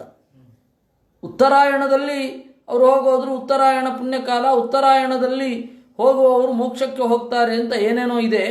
ಅಲ್ಲಿ ಉತ್ತರಾಯಣ ರಶ್ಮಿಯಲ್ಲಿ ಹೋಗೋದು, ದೇಹದಲ್ಲಿ ಎಡಗಡೆ ಬಲಗಡೆ 2 ಕಾಂತಿ ವಿಶೇಷಗಳುಂಟು. ಉತ್ತರಾಯಣ ರಶ್ಮಿಗಳು, ದಕ್ಷಿಣಾಯನ ರಶ್ಮಿಗಳು ಅಂತ. ಉತ್ತರಾಯಣದ ರಶ್ಮಿಯಲ್ಲಿ ಅಂದರೆ ಕಾಂತಿಯಲ್ಲಿ ಹೋಗಿದ್ದು, ತನ್ಮೂಲಕ ದೇಹವನ್ನು ತ್ಯಾಗ ಮಾಡಿದ್ದು ಅಂತ ಅಷ್ಟೇ ವಿನಃ ಉತ್ತರಾಯಣ ಕಾಲ ಅನ್ನೋದಲ್ಲ. ನೀವು ಹಂಗೆ ಉತ್ತರಾಯಣ ಕಾಲದಲ್ಲಿ ದೇಹ ತ್ಯಾಗ ಮಾಡೋದು ಪುಣ್ಯ ಅಂತಂದರೆ ರಾಘವೇಂದ್ರ ಸ್ವಾಮಿಗಳು ಯಾಕಪ್ಪ ದಕ್ಷಿಣಾಯನದಲ್ಲಿ ಹೋದರು? ಜ್ಞಾನಿಗಳಲ್ವೇ ಅವರು? ಹಾಗಲ್ಲ. ಯಾಕಂದರೆ ವೇದವ್ಯಾಸರು ಸ್ಪಷ್ಟವಾಗಿ ರಶ್ಮಿಭಿ ಉತ್ಕ್ರಾಮತಿ ಅಂತ ಹೇಳಿದ್ದಾರೆ. ಅದರಿಂದಾಗಿ ಉತ್ತರಾಯಣ ರಶ್ಮಿಗಳಲ್ಲಿ ದೇಹತ್ಯಾಗ ಮಾಡೋದು ಅಂತ. ಅದು ಏನು ಯುಗಾದರ್ವಾಕ್ತನ. ಬ್ರಹ್ಮದೇವರು ಅವಧ್ಯತ್ವ ವರವನ್ನು ಕೊಡ್ತಾರೆ ದೈತ್ಯರಿಗೆ. ಅವರಿಗೆ ನನಗೆ ವಧ್ಯತ್ವವೇ ಇಲ್ಲ ಅಂತ ಅಂದುಕೊಳ್ಳುತ್ತಾರೆ. ಆದರೆ ಅವಧ್ಯತ್ವ ಇದೆ ಅಂತ ವಿದ್ಯಾಮಾನ್ಯರು ಹೇಳ್ತಾ ಇದ್ರು. ಅ ಅಂತಂದ್ರೆ ಪರಮಾತ್ಮ, ಪರಮಾತ್ಮನಿಂದ ವಧ್ಯತ್ವ ಇದೆ ಅಂತ ಅವ್ರದ್ದು ಇಂಟರ್ಪ್ರಿಟೇಷನ್. ಅವಧ್ಯತ್ವ ಇದೆ ಅಂದ್ರೆ ಏನರ್ಥ? ಪರಮಾತ್ಮನಿಂದ ಸಾವು ಇದೆ ಅಂತ. ಅದಕ್ಕೆ DVG ಅವರು ಆಕ್ಷೇಪ ಮಾಡ್ತಾ ಇದ್ರಂತೆ. ಹಾಗಾದ್ರೆ ಅಮೇಧ್ಯ ಅನ್ನುವ ಪದಕ್ಕೆ ಏನು ಅರ್ಥ ಹೇಳ್ತಾನೆ? ಅದು ಬ್ರಹ್ಮದೇವರ ಬಾಯಿಂದ ಬರಲಿ, ನಾವು ಅರ್ಥ ಮಾಡ್ತೇವೆ, ನಿಮ್ಮಿಂದ ಬಂದರೆ ನಾವು ಅರ್ಥ ಮಾಡಲ್ಲ. ವಿದ್ಯಾಮಾನ್ಯರ ಈ ಅರ್ಥವನ್ನ ಅಟ್ಯಾಕ್ ಮಾಡಿ DVG ಅವರು ಹೇಳ್ತಾ ಇದ್ರು. ಹಾಗಾದ್ರೆ ಎಲ್ಲದಕ್ಕೂ ಆ ರೀತಿ ಅರ್ಥ ಹೇಳೋದಾದ್ರೆ ಅಪವಿತ್ರ ಅನ್ನೋದಕ್ಕೆ ಏನರ್ಥ? ಹಾಗಾದ್ರೆ ಪರಮಾತ್ಮನಿಂದ ಪವಿತ್ರ ಅಂತ ಹೇಳೋದಾ? ಕೊಳೆಯನ್ನ, ಕಸವನ್ನ ಅಂತ ಕೇಳ್ತಾ ಇದ್ರಂತೆ. ಅದಕ್ಕೆ ನಾನು ಏನಾದರೂ ಈ ಪರಿಸ್ಥಿತಿಯಲ್ಲೇ ಅವಾಗಿದ್ದಿದ್ರೆ ಉತ್ತರ ಕೊಡ್ತಾ ಇದ್ದೆ. ಬ್ರಹ್ಮದೇವರ ಬಾಯಿಂದ ಬಂದರೆ ಆ ಅರ್ಥ ಮಾಡಬಹುದು. ಬ್ರಹ್ಮದೇವರ ಬಾಯಿಂದ ಬಂದಿಲ್ವೇ? ಅದು ನಿಮ್ಮ ಬಾಯಿಂದ ಬಂದಿರೋದು. ನಿಮ್ಮ ವಿವಕ್ಷೆ ಆಗಿರಬೇಕು ಅಂತ ಇಲ್ಲ, ಅವರು ವಿವಕ್ಷೆ ಆಗಿದ್ದಿರಬಹುದು ಅಂತ ಉತ್ತರ ಕೊಡ್ತಾ ಇದ್ದೆ ನಾನು. ಇರಲಿ, ಯಾಕೆ ಹೇಳಿದ್ದು ಅಂತಂದರೆ ಅವಧ್ಯತ್ವ ಅಂತನ್ನುವ ಒಂದು ಮಾತು. ಅವರು ಅವಧ್ಯತ್ವ ಹೊರ ಕೊಟ್ಟ ಕೂಡಲೇ ಈ ಯಾವತ್ತೂ ಸಾವೇ ಇಲ್ಲ ಅಂತ ಅಂದ್ಕೊಳ್ತಾ ಇದ್ದಿದ್ದು ಅವರ ಭ್ರಾಂತಿ. ಯಾರ ಭ್ರಾಂತಿ? ದೈತ್ಯರ ಭ್ರಾಂತಿ. ಆ ತರಹ ಇರಲಿಲ್ಲ. ಅದರಿಂದಾಗಿ ಸ್ವಚ್ಛಂದ ಮೃತ್ಯುತ್ವ ಅನ್ನೋದಕ್ಕೂ ಒಂದು ಮಿತಿ ಇದೆ. ಏನದು? ಯುಗಾತ್ ಅರ್ವಾಕ್ತನಾ ತಥಾ ಸ್ವಚ್ಛಂದ ಮೃತ್ಯುತಾದೇವೈ ಕ್ರೀಡಾ ಚಂದ್ರಾದಿಭಿರ್ವಿನ. ಇನ್ನು ದೇವತೆಗಳೊಂದಿಗೆ ಕ್ರೀಡೆ ಆಡೋದು ಒಂದು ಸಿದ್ಧಿ ಅಂತ ಹೇಳ್ತಾ ಇದ್ದಾರಲ್ಲ, ಅದೇನದು? ಇಂದ್ರಾದಿಗಳನ್ನು ಬಿಟ್ಟು ಅನಾಖ್ಯಾತ ದೇವತೆಗಳು ಯಾರೋ ಒಬ್ಬರ ಜೊತೆಗೆ ಸ್ವಚ್ಛಂದವಾಗಿ ಕ್ರೀಡೆ ಆಡೋದನ್ನು ಸಿದ್ಧಿಗಳಲ್ಲಿ, ಅಷ್ಟಾದಶ ಸಿದ್ಧಿಗಳಲ್ಲಿ ಒಂದು ಅಂತ ಕರೆದದ್ದು. ಅದಕ್ಕೊಂದು ಮಿತಿ ಇದೆ. ಅದನ್ನೇ ಅಷ್ಟಾದಶ ಸಿದ್ಧಿಗಳಲ್ಲಿ ಒಂದನ್ನು ನಾವು ನೋಡಿದ್ವಿ. ದೇವತೆಗಳೇ ಮೊದಲಾದವರ ಜೊತೆಗೆ ಆಡುವುದು ಅಂತ. ದೇವತೆಗಳು ಅಂದರೆ ಯಾರು? ಇಂದ್ರನೇ ಅಲ್ಲ. ಇಂದ್ರ ಅಲ್ಲ, ತತ್ವಾಭಿಮಾನಿ ದೇವತೆಗಳೇ ಇಲ್ಲ. ತತ್ವಾಭಿಮಾನಿ ದೇವತೆಗಳನ್ನು ಒಲಿಸಬೇಕು ಅಂತ ಹೇಳಿದರೆ ನೀವು ಈ ವೇದದ ಮಾರ್ಗದಲ್ಲಿ ಸಾಗಬೇಕೇ ವಿನಃ ಬೇರೆ ಅಲ್ಲ. ಈ ಸಿದ್ಧಿ ಅನ್ನೋದು ಎಷ್ಟರ ಮಟ್ಟಿಗೆ ಇಟ್ಕೊಳ್ಬೇಕದನ್ನು ಅಂತ ಮುಂದೆ ಹೇಳ್ತಾನೆ. ಅದರಿಂದಾಗಿ ಆ ಪರಿಮಿತಿ ಇಲ್ಲದೇನೆ ಅವನು ಚಿಂತನೆ ಮಾಡ್ತಾನೆ ಅಂದರೆ ಅದಕ್ಕೊಂದು ಮಿತಿ ಉಂಟು. ಆ ಮಿತಿ ಏನದು? ಇದೆ. ತತ್ವಾಭಿಮಾನಿಗಳನ್ನು ಬಿಟ್ಟು ಅನಾಖ್ಯಾತ ದೇವತೆಗಳು ಅಂತ ಯಾರಿರ್ತಾರೆ ಅವರೆಲ್ಲರ ಜೊತೆಗೆ ನೀನು ಆಡಬಹುದು ಅಷ್ಟೇ. ಅದಕ್ಕೆ ಅವರು ಇನ್ನು ಯಥಾ ಸಂಕಲ್ಪ ಸಿದ್ಧಿಶ್ಚಾಪ್ಯನ್ನಪಾನ ಸುತಾದಿಚು. ಸಂಕಲ್ಪ ಇದ್ದ ಹಾಗೆ ಸಿದ್ಧಿಯಾಗಿಬಿಡತ್ತೆ. ಈ ತರಹ ಸಿದ್ಧಿಯನ್ನು ಪಡೆದವನು ಯಾವನೋ ಒಬ್ಬ ಇಡೀ ಜಗತ್ತಿನಲ್ಲಿ ಎಲ್ಲರೂ ಕೂಡ ಇನ್ನು ಮೇಲೆ ಆಕಾಶದಲ್ಲಿ ನಡೆಯುವಂತಹ ಶಕ್ತಿಯನ್ನು ಪಡೆಯಲಿ ಅಂತ ಸಂಕಲ್ಪ ಮಾಡಿಬಿಟ್ರೆ ಅದಕ್ಕೊಂದು ಮಿತಿ ಉಂಟು.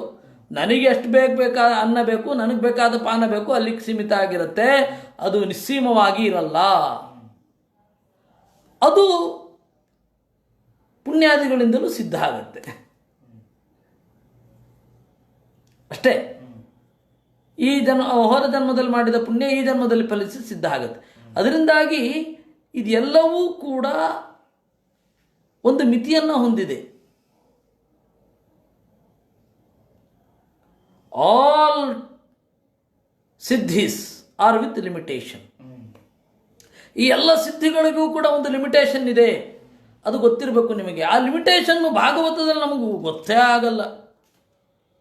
ಏತಾಶ್ಚಾಷ್ಟಾದಶ ಪ್ರೋಕ್ತಾ ಯೋಗಧಾರಣ ಸಿದ್ಧಯ ಯಯಾಧಾರಣಯಾಧ್ಯಾಸ್ಯಾತ್ ಯಥಾವಾಸ್ಯಾನ್ ನಿಬೋಧಮೆ. ಇಷ್ಟು ನಾವು ನೋಡಿದ್ರೆ ಏನು ಗೊತ್ತಾಗುತ್ತೆ ನಮಗೆ? ಅದಕ್ಕೆ ಆಚಾರ್ಯರು ಬಂದರು, ನೋಡಿ ಎಲ್ಲರ ಶಕ್ತಿಯ ಪರಿಮಿತಿಯನ್ನು ತಿಳಿದುಕೊಳ್ಳಿ.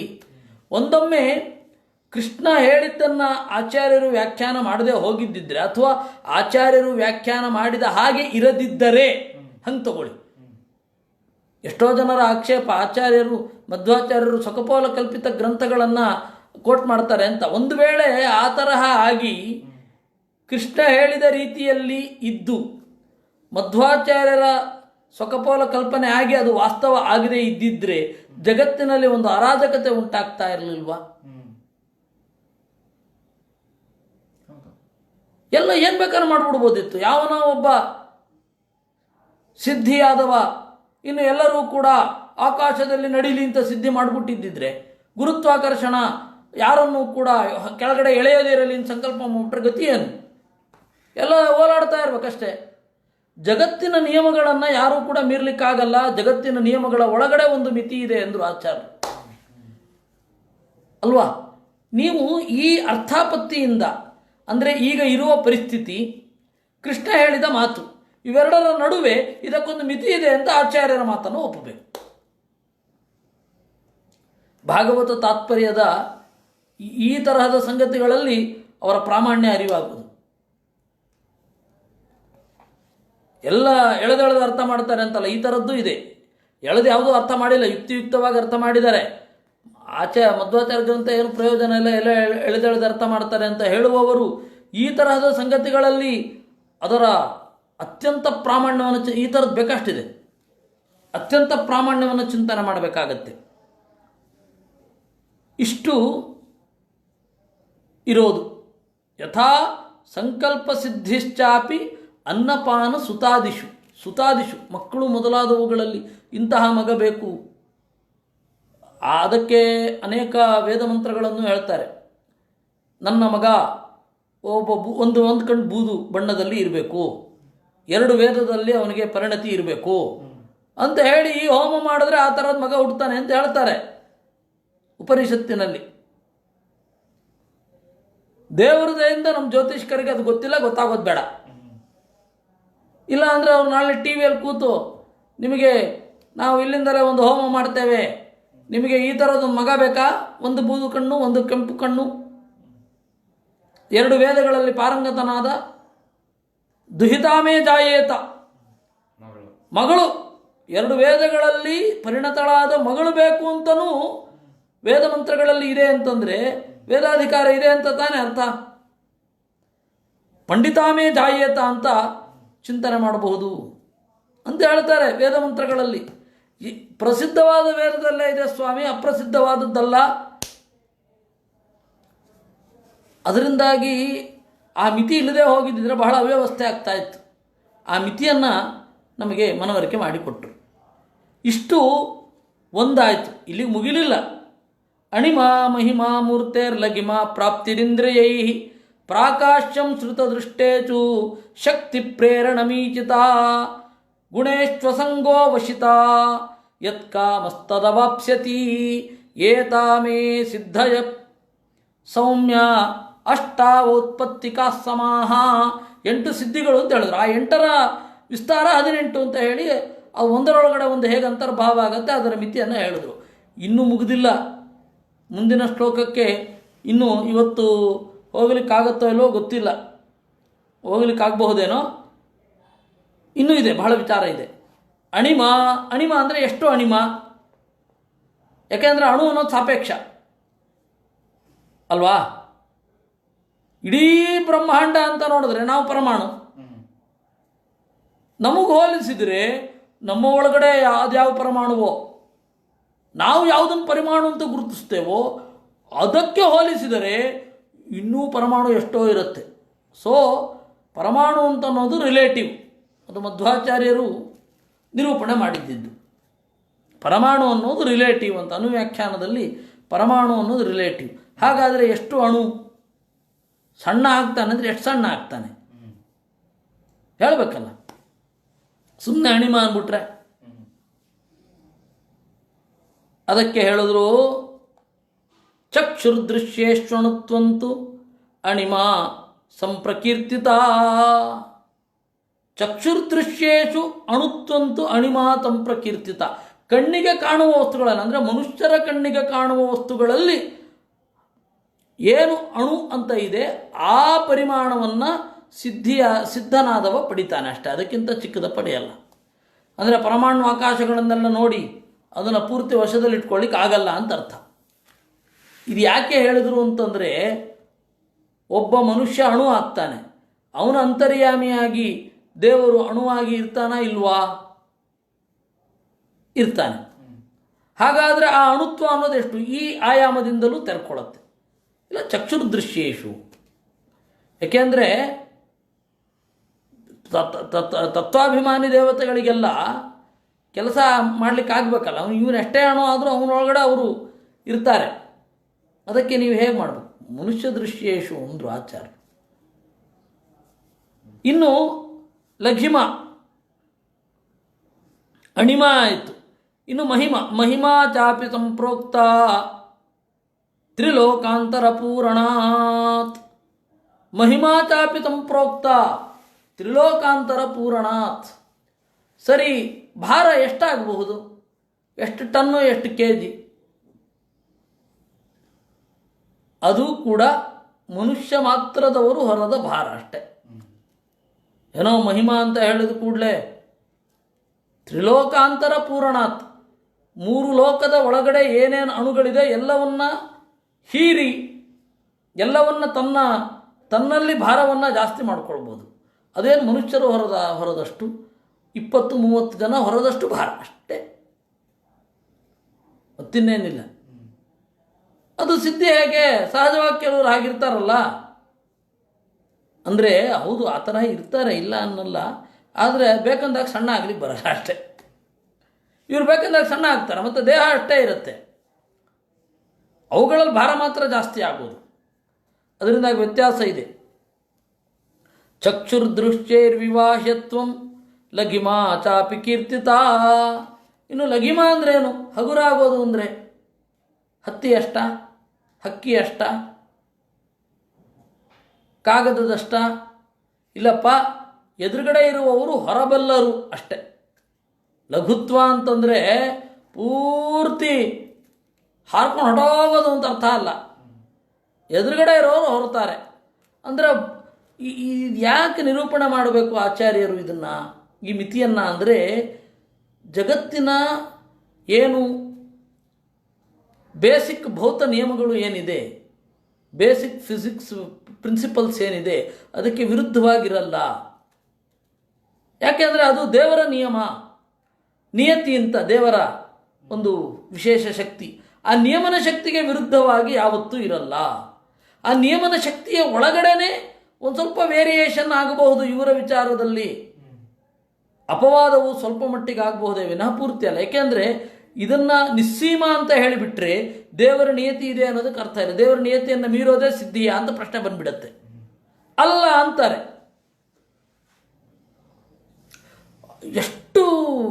ಎಷ್ಟು ರೀತಿ ವ್ಯಾಖ್ಯಾನ ಮಾಡಬಹುದು ಇದನ್ನು ಅಂದರೆ ಎಷ್ಟು ಪ್ರಶ್ನೆಗಳಿಗೆ ಇದು ಉತ್ತರ ಇದೆ ಆಚಾರ್ಯರ ಈ ಮಾತುಗಳು.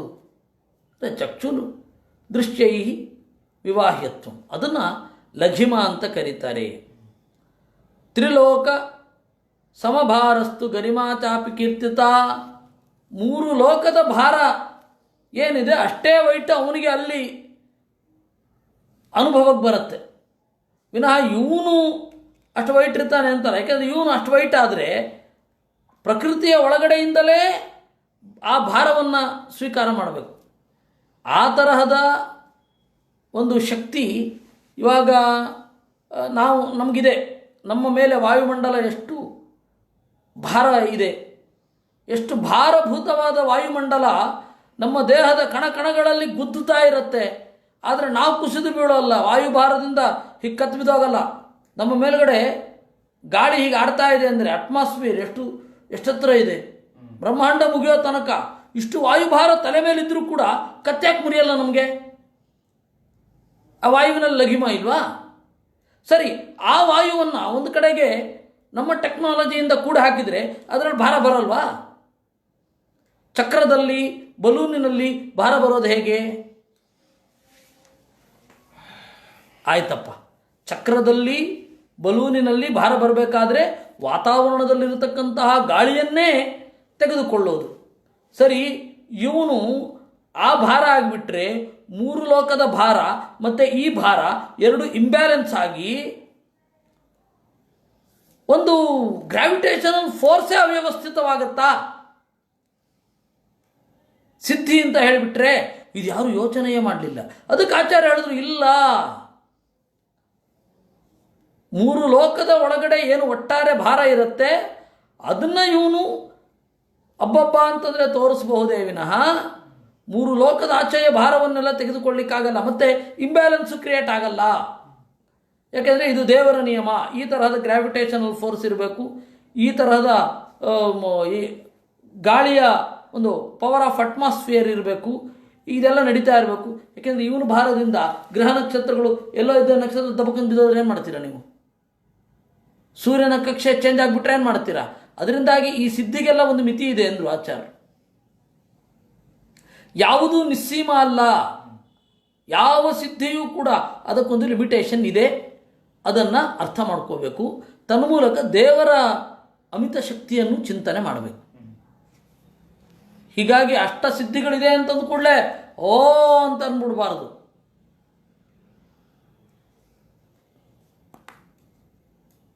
ತೀರ ಸೂಡೋ ಸೈನ್ಸನ್ನು ಚಿಂತನೆ ಮಾಡಬಾರ್ದು. ಏನೇನೋ ಹಾಗಂತ ಹೇಳಿ ಜಗತ್ತಿನ ಮೂಲಭೂತವಾದ ನಿಯಮವನ್ನು ನಾವು ಪರಿಗಣಿಸೋದಿಲ್ಲ, ಸಿದ್ಧಿ ಬಂದ್ಬಿಡುತ್ತೆ ಅಂತಲೂ ಅಂದ್ಕೋಬಾರ್ದು. ಮಧ್ಯದಲ್ಲಿ ಇರಬೇಕು.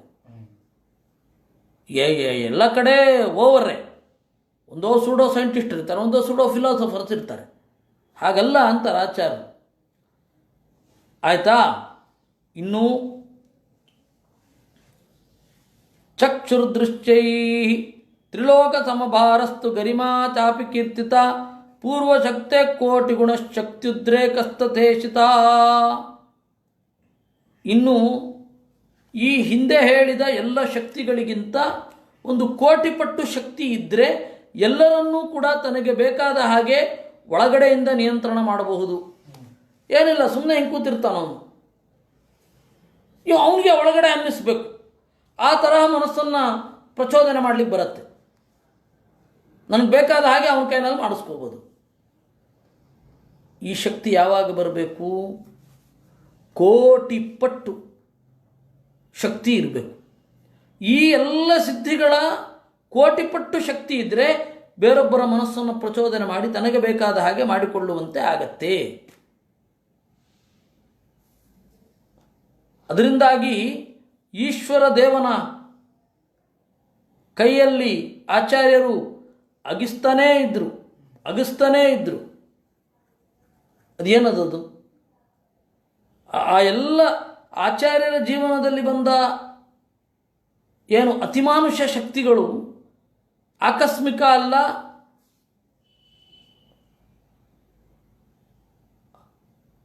ಐತಿಹಾಸಿಕ ಅಲ್ಲದೆಯೂ ಅಲ್ಲ. ಅದೆಲ್ಲದಕ್ಕೂ ಒಂದು ಕಾರಣ ಆಚಾರ್ಯರೇ ಕೊಟ್ಟ ಹಾಗಾಯಿತು. ಅದಕ್ಕೆ ಪಂಡಿತಾಚಾರ್ಯ ಸುಮ್ಮನೆ ಹೇಳಿದ್ದು ರೂಪಮನ್ಯ ದಿವ ಧನ್ಯಮಾತ್ಮನಃ ಅಂತ. ಮಧ್ವ ವಿಜಯವನ್ನು ಎಷ್ಟು ಸರ್ತಿ ಓದಿದ್ರೂ ಬೇರೆ ಅರ್ಥ ಆಗತ್ತೆ, ಅದರ ಇನ್ನಷ್ಟು ಎತ್ತರಕ್ಕೆ ಹೋಗುತ್ತೆ ಅನ್ನೋದಕ್ಕೆ ಇದೇ ಸಾಕ್ಷಿ. ಆಚಾರ್ಯರು ಅಂತಂದರೆ ಆಚಾರ್ಯರ ಜೀವನ ಚರಿತ್ರೆ ಅಂದ್ರೇನು? ಆಚಾರ್ಯರ ಗ್ರಂಥಗಳು. ಆಚಾರ್ಯರು ಅಷ್ಟು ಅತಿಮಾನುಷವಾದ ಶಕ್ತಿಯನ್ನು ಪ್ರದರ್ಶನ ಮಾಡಿದ್ರು. ಅದರ ಬಗ್ಗೆ ಇಲ್ಲಿ ವಿವರಣೆ ಇದೆ. ಯಾವ ಸಿದ್ಧಿಗಳ ಮಿತಿ ಎಷ್ಟು ಅನ್ನೋದನ್ನು ಇಲ್ಲಿ ಹೇಳಿದ್ದಾರೆ. ಹಾಗೆ ಅವರು ಬಾಳುವೆಯಲ್ಲಿ ತೋರಿಸಿದ್ರು. ನಮಗೆ ತೋರಿಸಿದ್ದು ನಮಗೆ ಸಿಕ್ಕಿದ್ದು ಸ್ವಲ್ಪನೇ ಇರಬಹುದು, ಆದರೆ ಅದರಲ್ಲಿ ಎಲ್ಲ ಗ್ರಂಥಗಳ ಇದು ಬರುತ್ತೆ. ಶೂನ್ಯ ಅಂತ ಹೇಳಿದ ಬುದ್ಧನ ಜೀವನದಲ್ಲಿ ಆದ ಸಿದ್ಧಿಗಳಿಗೆ ಅವನ ಗ್ರಂಥದಲ್ಲಿ ಉತ್ತರ ಸಿಗಲ್ಲ ಅಲ್ವೇ? ಅವರ ಜೀವನದಲ್ಲಿ ಏನು ಪವಾಡ ನಡೆಯಿತು, ಪವಾಡ ಅಂತ ನಾನು ತೀರಾ ಮಿರಾಕೆಲ್ಸ್ ಅನ್ನೋದ್ರ ತೀರಾ ಕೆಳಗಡೆ ಅರ್ಥ, ನಾನು ಹೇಳ್ತಾ ಇರೋದು ಸಿದ್ಧಿ, ಅತಿಮಾನುಷ ಶಕ್ತಿ ಅಂತ ಇಟ್ಕೊಳ್ಳೋಣ. ಆಯಾ ಪ್ರತಿಯೊಬ್ಬ ಮತಾಚಾರ್ಯರ ಜೀವನವನ್ನು ನೋಡಿ ಅವರ ಹೆಸರಿನಲ್ಲಿ ಏನೇನೆಲ್ಲ ಅತಿಮಾನುಷ ಕಥೆಗಳು, ಅತಿಮಾನುಷ ಶಕ್ತಿಗಳಿರುತ್ತೆ, ಅದನ್ನು ಅವ್ರ ಗ್ರಂಥದೊಟ್ಟಿಗೆ ಮ್ಯಾಚ್ ಮಾಡಿ ನೋಡಿ ಅಲ್ಲಿ ಸರಿಯಾದ ಉತ್ತರ ಬರುತ್ತಾ ಆಮೇಲೆ ಹೇಳಿ. ಎಲ್ಲಿಯೂ ಸರಿಯಾದ ಉತ್ತರ ಬರಲ್ಲ. ಜಗತ್ತು ಶೂನ್ಯ ಆಗಿಬಿಟ್ರೆ ಶಕ್ತಿಯಲ್ಲಿ ಮೋಸನ ಹಾಗಾದ್ರೆ ತೋರಿಸಿದ್ದು, ಅಥವಾ ಇವರು ಹೇಳಿದ ಮೋಸನ?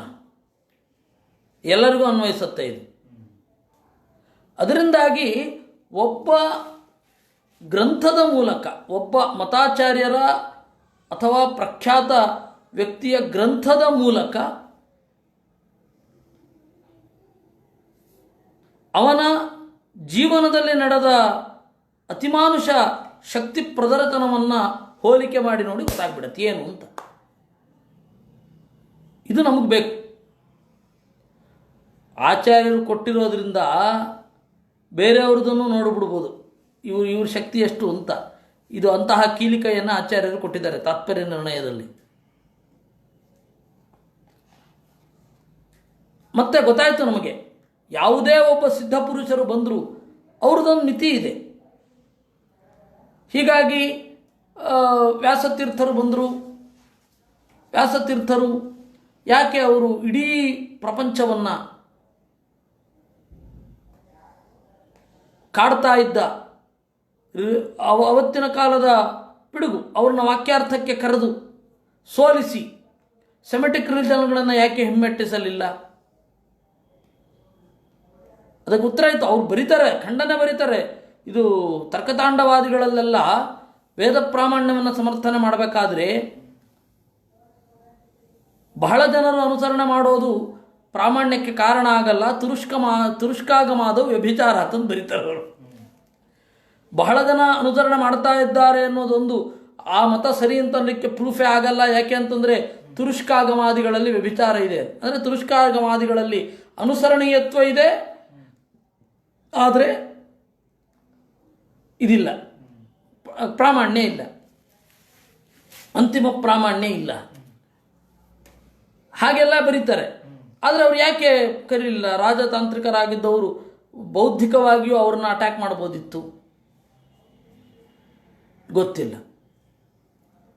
ಬಹಳ ಮಿತಿಗಳು ನಾವೆಲ್ಲ ನೋಡಿದ್ರೆ ಆ ತರಹದ್ದೆಲ್ಲ ಕಾಣುತ್ತೆ. ತಥಾಚ ಕಾಲದ ಒಂದು ಸಂಗತಿ. ಇನ್ನು ಭುವಿಸ್ಥೈ ಪ್ರಾಣಿಭಿಪ್ರೋಕ್ತ ಕರಣೆ ಚಾಪಿಕೀರ್ತ್ಯತೆ. ಆಮೇಲೆ ವಶಿತ್ವ ಬಂದ ಕೂಡಲೇ ಯಾರ್ಯಾರನ್ನೋ ಕಂಟ್ರೋಲ್ ಮಾಡಿಬಿಡ್ಲಿಕ್ಕೆ ಆಗಲ್ಲ. ಇಂದ್ರ ನಮ್ಮ ಬಗ್ಗೆ ಹಿಂಗೆ ಯೋಚನೆ ಮಾಡ್ತಾ ಇದ್ದಾನೆ, ಅವನನ್ನೇ ಬದಲಾಯಿಸ್ಬಿಡ್ಬೇಕು, ಆ ಥರ ಎಲ್ಲ ಆಗಲ್ಲ. ಭೂಮಿಯಲ್ಲಿ ನಿಮ್ಮ ಕಣ್ಣಿಗೆ ಕಾಣ್ತಾ ಇರಬೇಕು. ನಿಮಗೆ ವಶಿತ್ವ ಎಲ್ಲಿ ಎದುರುಗಡೆ ಇರುವವರು ನೀವು ಹೇಳಿದ ಹಾಗೆ ಕೇಳಬೇಕಷ್ಟೇ ವಿನಃ ಇಲ್ಲದವರನ್ನು ಕರ್ಕೊಂಡು ಬರಲಿಕ್ಕಾಗಲ್ಲ. ಅದು ನೆನ್ಪಿಟ್ಕೊಳ್ಳಿ ಅಂತಾರೆ ಆಚಾರ್ಯ. ಒಬ್ಬ ಇಲ್ವೇ ಇಲ್ಲ, ನಮ್ಮಪ್ಪ ನನಗೆ ಬೇಕು, ಟಕ್ಕಂತ ತರಿಸ್ಬಿಡ್ಲಿಕ್ಕಾಗಲ್ಲ. ವಶಿತ್ವ ಬಂದು ಕೂಡಲೇ, ವಶಿತ್ವ ಬಂದರೂ ತರಿಸ್ಲಿಕ್ಕಾಗಲ್ಲ. ಮುಗೀತಷ್ಟೇ, ಕಾಲದಿಂದ ಅದು ಆಗೋಗಿದೆ. ಅದರಿಂದಾಗಿ ಭುವಿಸ್ಥೈ ಪ್ರಾಣ ವಿಪ್ರೋಕ್ತ ಕರಣಂ ಚಾಪಿ ಕೀರ್ತ್ಯತೆ ಆಜ್ಞಾ ಪ್ರತಿಹತಿರ್ಬ್ರಹ್ಮ ದರ್ವಾಗಸ್ತ್ರ ವಿಘಾತನಂ. ಆಜ್ಞಾ ಅಪ್ರತಿಹತಿ, ಆಜ್ಞೆಯನ್ನು, ತನ್ನ ಆಜ್ಞೆಯನ್ನು ಮಾಡುವಂತೆ ಮಾಡುವುದು. ದೇವತೆಗಳಿಗಿರುತ್ತೆ, ದೇವತೆಗಳನ್ನು ಕುರಿತು ಪ್ರಯೋಗ ಮಾಡ್ಬೋದು. ಹಿರಣ್ಯಕಶಿಪು ಮೊದಲಾದವರಿಗೆ ಅದಿತ್ತು. ಆದರೆ ಬ್ರಹ್ಮಾಸ್ತ್ರವನ್ನು ಬಿಟ್ಟು ಅಂತ ಇಟ್ಕೊಳ್ಬೇಕು. ಬ್ರಹ್ಮಾಸ್ತ್ರವನ್ನು ಕಂಟ್ರೋಲ್ ಮಾಡಲಿಕ್ಕಾಗಲ್ಲ. ಆಮೇಲೆ ನನಗೆ ಗಾಯತ್ರಿ ಮಂತ್ರದ ಸಿದ್ಧಿ ಇಲ್ಲ, ಆದರೆ ಬ್ರಹ್ಮಾಸ್ತ್ರ ನನಗೆ ಬರಲಿ, ನೀವು ಮಾಡಲೇಬೇಕು ಅದನ್ನು. ನೋಡಿ, ವಿಭೀಷಣನಿಗೆ ಬ್ರಹ್ಮಾಸ್ತ್ರದ ಒಂದು ಅವಕಾಶ ಇತ್ತು, ಬ್ರಹ್ಮಾಸ್ತ್ರ ಹೊಳಿಲಿ ಅಂತ. ಅದಕ್ಕೆ ಬ್ರಹ್ಮದೇವರ ಕೊಟ್ಟಿದ್ದು, ಅದನ್ನು ಬಳಸ್ಕೊಳ್ಳಿಲ್ಲ. ಹಾಗೆ ಬಳಸ್ಕೊಳ್ಳೋದಾಗಿದ್ದರೆ ರಾವಣನ ವಿರುದ್ಧವೇ ಅದನ್ನು ಪ್ರಯೋಗ ಮಾಡಿ ವನವಾಸವೇ ಆಗ್ತಾ ಇರಲಿಲ್ಲ, ಇದು ರಾಮಚಂದ್ರನಿಗೆ ಸೀತಾವಿಯೋಗವೇ ಆಗ್ತಾ ಇರಲಿಲ್ಲ. ಹಂಗೆ ಲೆಕ್ಕ ನೋಡಿದ್ರೆ, ಉತ್ತರಕಾಂಡ ನೋಡಿದ್ರೆ. ಆದರೆ ಅದಕ್ಕೊಂದು ಮಿತಿ ಇದೆ. ಬ್ರಹ್ಮಾಸ್ತ್ರದಿಂದ ರಾವಣನನ್ನು ಕೊಂದೆ, ಮುಂದೇನು? ಬ್ರಹ್ಮಾಸ್ತ್ರದಿಂದ ರಾವಣನ ಕೊಂದೆ, ಆದರೆ ಕೊಲ್ಲಿಕ್ಕಾಗಲ್ಲ ಫಸ್ಟ್ ಆಫ್ ಆಲ್. ಯಾಕಂದರೆ ಬ್ರಹ್ಮದೇವರ ಆಜ್ಞೆ ಇದೆ, ಬ್ರಹ್ಮದೇವರ ವರ ಇದೆ. ಅದರಿಂದಾಗಿ ಬ್ರಹ್ಮದೇವರು ನನ್ನ ಆಜ್ಞೆಯನ್ನು ಕೇಳಲ್ಲ. ಬ್ರಹ್ಮದೇವರಿಗಿಂತ ಕೆಳಗಿನ ದೇವತೆಗಳು ಹೇಳಿದ ಹಾಗೆ ಕೇಳ್ತಾರೆ, ಆದರೆ ಅವರು ರಾವಣನಿಗೇನು ಮಾಡಲ್ಲ. ಹಾಗಾದ್ರೆ ವಾಲಿ ಇದ್ನಲ್ಲ, ಅಲ್ಲ, ವಾಲಿಗೆ ನೈತಿಕವಾದ ಹಕ್ಕು ಇಲ್ಲ. ಅದೇನೋ ಆಕಸ್ಮಿಕವಾಗಿ ಗೆದ್ದ, ಕಪಿಯಾಗಿರೋದ್ರಿಂದ ಗೆದ್ದ, ಒಪ್ಪಂದ ಮಾಡ್ಕೊಂಬಿಟ್ಟಿದ್ದ ವಾಲಿ. ರಾವಣನ ಜೊತೆಗೆ ರಾವಣನ ಜೊತೆಗೆ ಸಮಾನ ಸೀಟಿನಲ್ಲಿ ಕೂತು ಒಪ್ಪಂದ ಮಾಡ್ಕೊಳ್ತಾನೆ. ರಾವಣ ಏನು ತಿಂತಾನೆ ಅದನ್ನು ಇವನು ತಿಂತಾನೆ. ರಾವಣನ ತಿನ್ನುವಿಕೆಯಲ್ಲಿ ಪಾಲಿದೆ ಇವನಿಗೆ ಅಂದರೆ ಇವನಿಗೆ ಯಾವ ನೈತಿಕತೆ ಇದೆ? ಹೆಂಗೆ ಕೊಲ್ತಾನೆ? ಅದರಿಂದಾಗಿ ವಿಭೀಷಣ ಅವ್ರನ್ನ ಯಾರನ್ನೂ ಆಶ್ರಯಿಸಲಿಲ್ಲ. ಅದರಿಂದಾಗಿ ಆಜ್ಞಾ ಪ್ರತಿಹತ ಗತಿ, ಅವನು ಅಪ್ರತಿಹತಗತಿಯಾದ ಆಜ್ಞೆ ಅಂತ ಹೇಳಿದರೆ ಬ್ರಹ್ಮಾಸ್ತ್ರವನ್ನು ಬಿಟ್ಟು, ಅದರಿಂದಾಗಿಯೇ ಈ ತರಹ ಆಗಲಿಲ್ಲ. ಇದೆಲ್ಲ ಯೋಚನೆ ನಮಗೆ ಬರಬೇಕು. ವಿನಾ ಮಹಾತಪಸ್ವಿನಿಶ್ಚ ಶಾಪ ಪ್ರತಿಹತಿ ಸ್ಮೃತ. ಇನ್ನು ಶಾಪ ನಮ್ಮ ಮೇಲೆ ಪರಿಣಾಮ ಆಗದಂತೆ ಒಂದು ಶಕ್ತಿ, ಅದು ಕೂಡ ವಶಿತ್ವವೇ. ಆ ವಶಿತ್ವ ಅನ್ನೋದು ಎಲ್ಲಿಯ ತನಕ ಇರುತ್ತೆ? ಶಾಪ ನಮ್ಮ ಕೈಯಲ್ಲಿ ಆಗದಂತೆ, ಶಾಪ ನಮ್ಮ ಮೇಲೆ ಪರಿಣಾಮ ಬೀರದಂತೆ ಆಗಬೇಕು ಅಂದರೆ ನನಗಿಂತ ದೊಡ್ಡ ತಪಸ್ವಿಗಳಾಗಿರಬಾರದು. ನನಗಿಂತ ಚಿಕ್ಕವರು, ನನಗೆ ಸಮಾನರಾದವರು ಅಥವಾ ನನಗಿಂತ ಒಂದು ಸ್ವಲ್ಪ ದೊಡ್ಡವರು ಶಾಪ ಕೊಟ್ಟರೆ ಅದು ನನ್ನ ಮೇಲೆ ಏನೂ ಆಗದಂತೆ ನಾನು ಜೀರ್ಣಿಸಿಕೊಳ್ಳಬಹುದು. ಆ ಥರದ್ದು. ತೀರ ದೊಡ್ಡವರು ವರ ಕೊಟ್ಟರೆ ಅದನ್ನು ತೀರ ಚಿಕ್ಕವರ ಶಾಪ ಏನೂ ಮಾಡೋಲ್ಲ. ಅದಕ್ಕೆ ಉದಾಹರಣೆ ಅಲ್ಲಿ ಸಂಗ್ರಹ ರಾಮಾಯಣದಲ್ಲಿ ನೋಡಿ ಹೇಳ್ತಾರೆ ನೋಡಿ, ಅವಧ್ಯಯೋಶ್ಚಂಭುವರಾತ್ ಅವಧ್ಯಾನ ಕೃತೋಶ್ಚಮಾಂ ಅವಧ್ಯಾನ ಕೃತೋಸ್ತತಾಂ ಮಚ್ಛಾಪೋಪಿತಯೋರ್ಮೋಘ ಸ್ಯಾದಜ್ಞರ ಹೃದಯೋರಿವಾ ಅಂತಾರೆ ಪಂಡಿತಾಚಾರ್ಯರು. ನಾನು ಶಾಪ ಕೊಡಬಹುದು, ವಿಶ್ವಾಮಿತ್ರರು ಹೇಳೋದು, ಸುಬಾಹು ಮಾರೀತರಿಗೆ ಶಾಪ ಕೊಡಬಹುದು, ಆದರೆ ಬ್ರಹ್ಮದೇವರ ಮತ್ತು ರುದ್ರದೇವರ ವರ ಇದೆ, ಅದರಿಂದಾಗಿ ಅವರ ಆಜ್ಞೆಯನ್ನು ಮೀರಲಿಕ್ಕಾಗಲ್ಲ. ನಿನಗೆ ಅವಧ್ಯತ್ವ ಇರಲಿ ಅನ್ನುವ ಅವರ ಆಜ್ಞೆಯನ್ನು ನನ್ನ ಶಾಪ ಮೀರಲಿಕ್ಕಾಗಲ್ಲ, ನಿಮಗೆ ಆಗದೆ ಇರಲಿ ಅಂತ. ಅಂದಾಗಿ ಅವ್ರಿಗಿಂತ ದೊಡ್ಡವನಾದವನೊಬ್ಬ ಬೇಕು, ಅವನು ನಿನ್ನ ಮಗ, ನಿನ್ನನ್ನು ಕಳಿಸು ಅಂತ. ಅದು ಹಾಗೆ. ಅದರಿಂದಾಗಿ ಆ ಎಲ್ಲ ಶಕ್ತಿಗಳಿಗೆ, ಸಿದ್ಧಿಗಳಿಗೆ ಒಂದು ಮಿತಿ ಇದೆ. ಸಿದ್ಧಿ ಹೀಗೆ, ಅಪರಾಜಯೋ ಮನುಷ್ಯೇಭ್ಯೋ ವಶಿತ್ವಂ ಚಾಪ್ಯಲೋಲತಾ, ಇದು ಅಪರಾಜಯ. ಇನ್ನು ವಶಿತ್ವ ಅಂದರೆ ಏನು? ವಶಿತ್ವ ಅಂದರೆ ಅಂತಿಮವಾಗಿ ಅಲೋಲತ, ನಮ್ಮ ಇಂದ್ರಿಯ ನಮ್ಮ ಕೈಯಲ್ಲಿ ಇರೋದು ಅಷ್ಟೇ. ಅದರಿಂದಾಗಿ ಅವನು ಎಂಥದೇ ಪ್ರಸಂಗದಲ್ಲಿ ಇದ್ದರೂ ಕೂಡ, ಎಂಥದೇ ಕೆಟ್ಟ ಪ್ರದೇಶದಲ್ಲಿ ಇದ್ದರೂ ಕೂಡ, ಧಾರಾವಿಯಲ್ಲಿದ್ದರೂ ದಿವ್ಯ ಸುಖದಲ್ಲಿ ಇರಬಹುದು ಅಂತ ಅಷ್ಟೇ ಅರ್ಥವೇ ವಿನಃ ನರಕದ ಯಾತನೆಯ ಮಧ್ಯೆಯೂ ಕೂಡ ಸುಖದಲ್ಲಿರ್ತಾನೆ ಅಂತ ಅರ್ಥ ಅಲ್ಲ. ಅದಕ್ಕೊಂದು ಮಿತಿ ಇದೆ, ಅದಕ್ಕೊಂದು ಮಿತಿ ಇದೆ. ಆ ಮಿತಿ ಇದು. ಅದನ್ನು ಆಚಾರ್ಯರು ನಿರೂಪಣೆ ಮಾಡಿದ್ದು. ವಶಿತ್ವ ಅಂತಂದರೆ ಅಲೋಲತ. ವಶಿತ್ವ ಅಂದರೆ ಅಲೋಲತ. ಯಾವುದರ ಅಲೋಲತ? ಮನುಷ್ಯಕೃತವಾದ ಕೊಳಕು ಪದಾರ್ಥಗಳಿಂದ ಅಲೋಲತಾನೇ ವಿನಃ ಅದು ಇಂದ್ರಿಯ ನಿಗ್ರಹ ಇರುತ್ತೆ ವಿನಃ ನರಕಕ್ಕೆ ಹೋದರೂ ಕೂಡ ವಶಿತ್ವ ಒಬ್ಬನಿಗೆ ಇದ್ದುಬಿಟ್ಟಿದೆ, ಅವನು ಏನೇ ಕೆಟ್ಟ ಕೆಲಸ ಮಾಡಿ ನರಕಕ್ಕೆ ಹೋದರೂ ಕೂಡ ಅವನ ಇಂದ್ರಿಯಕ್ಕೇನೂ ಆಗಲ್ಲ ಅಂತ ಇಲ್ಲ. ಅದರಿಂದಾಗಿ ಅಷ್ಟಾದಶ ಸಿದ್ಧಿಗಳಾದ ವಶಿತ್ವಕ್ಕೆ ಅಥವಾ ಅಷ್ಟಸಿದ್ಧಿಗಳಲ್ಲಿ ಒಂದಾದ ವಶಿತ್ವಕ್ಕೆ ಇದೊಂದು ಮಿತಿ ಇದೆ. ಇನ್ನು ದಾಹಾದಿತಹನಂ ಚಾಪಿ ಪ್ರತಿಸ್ತಂಭೈತೀರ್ಯತೆ. ಅಗ್ನಿಸ್ತಂಭನ ಅಂದ್ರೇನು? ಇದು ಜಲಸ್ತಂಭ ಅಂದ್ರೇನು? ದುರ್ಯೋಧನ ಹೋಗಿ ಕೆಳಗಡೆ ಕೂತಿದ್ನಲ್ಲ, ಸಹನೆ ಮಾಡುವ ಶಕ್ತಿ ಇರುತ್ತೆ ಅಂತಷ್ಟೇ ವಿನಃ ಏನೂ ಆಗೋದಿಲ್ಲ ಅಂತ ಅರ್ಥ ಅಲ್ಲ. ಅಗ್ನಿಸ್ತಂಭ ಅಂದ್ರೇನು? ಸ್ವಲ್ಪ ಸುಟ್ಟೇ ಸುಡುತ್ತೆ, ತೀರ ಮೈಯೆಲ್ಲ ಸುಟ್ಟು ಸತ್ತೋಗಲ್ಲ ಅಂತಷ್ಟೇ ಅರ್ಥ. ಅದಕ್ಕೊಂದು ಮಿತಿ ಇದೆ. ಜಲಸ್ತಂಭ ಅಂದ್ರೇನರ್ಥ? ಅಷ್ಟೇ ಅರ್ಥ, ತೀರಾ ಪೂರ ಇದು ಅಂತ ಅರ್ಥ ಅಲ್ಲ. ಇತಿ ಷಡ್ವಿಂಶತಿ ಪ್ರೋಕ್ತ ಗರಿಮ್ಣಾ ಸಹ ಸಪ್ತವ ವಿಂಶತಿಶ್ಚ ಸುರೇಭ್ಯೋನ್ಯತ್ ದೇವೇಶ್ವಷ್ಟೈವ ಸಿದ್ಧಯಃ. ಹೀಗೆ ಈ 26 ಮಿತಿಗಳೊಂದಿಗೆ ಸಿದ್ಧಿಯನ್ನು ಚಿಂತನೆ ಮಾಡಬೇಕು. ಇಷ್ಟು ಮಿತಿಗಳಿದೆ, ಇಷ್ಟು ಸಿದ್ಧಿ ಇದೆ. 18 ಮತ್ತು 8 26 ಇಷ್ಟು ಸಿದ್ಧಿ, ಅದಕ್ಕೆ ಇಷ್ಟು ಮಿತಿ. 26ಕ್ಕೂ ಒಂದೊಂದು ಮಿತಿ ಇದೆ, 26 ಮಿತಿಗಳಿದೆ. ಷಡ್ವಿಂಶತಿ ಅಂತ ಆಚಾರ್ಯರು ನಿರೂಪಣೆ ಮಾಡಿದ್ರು. ಅದರಲ್ಲಿ 20 20 ಏನಿದೆ ಅದು ದೇವತೆಗಳಿಗಿಂತ ಹೊರತುಪಡಿಸಿ. ದೇವತೆಗಳಲ್ಲಿ ಪೂರಾ ಸಿದ್ಧಿ ಇದೆ. ಅಲ್ಲಿ ಶಾಪಾನುಗ್ರಹ ಚಕ್ತರು ಅಂತ ರಾಯರನ್ನು ಕರೀತಾರೆ. ನಮ್ಮ ದಿಲೀಪರ ಪ್ರಶ್ನೆ, ದಿಲೀಪ ರತ್ನಾಕರರ ಪ್ರಶ್ನೆ, ರಾಯರನ್ನು ಶಾಪಾನುಗ್ರಹ ಚಕ್ತರು ಅಂತ ಕರೀತಾರೆ, ಬೇರೆಯವರ ಶಾಪವನ್ನು ಉಪಶಮನ ಮಾಡುವುದೇ ಅಂತ. ಅದಕ್ಕೆ ಉತ್ತರ, ಶಾಪಾನುಗ್ರಹ ಶಕ್ತರು ಅಂತ ಅನ್ನೋದು ಸಾಮಾನ್ಯವಾಗಿ ಹೇಳೋದು ಬ್ರಹ್ಮದೇವರೇ ಮೊದಲಾದವರ ಶಾಪವನ್ನು ಶಮನ ಮಾಡ್ತಾರೆ ಅಂತ. ಅದಕ್ಕೊಂದು ಮಿತಿ ಇದೆ.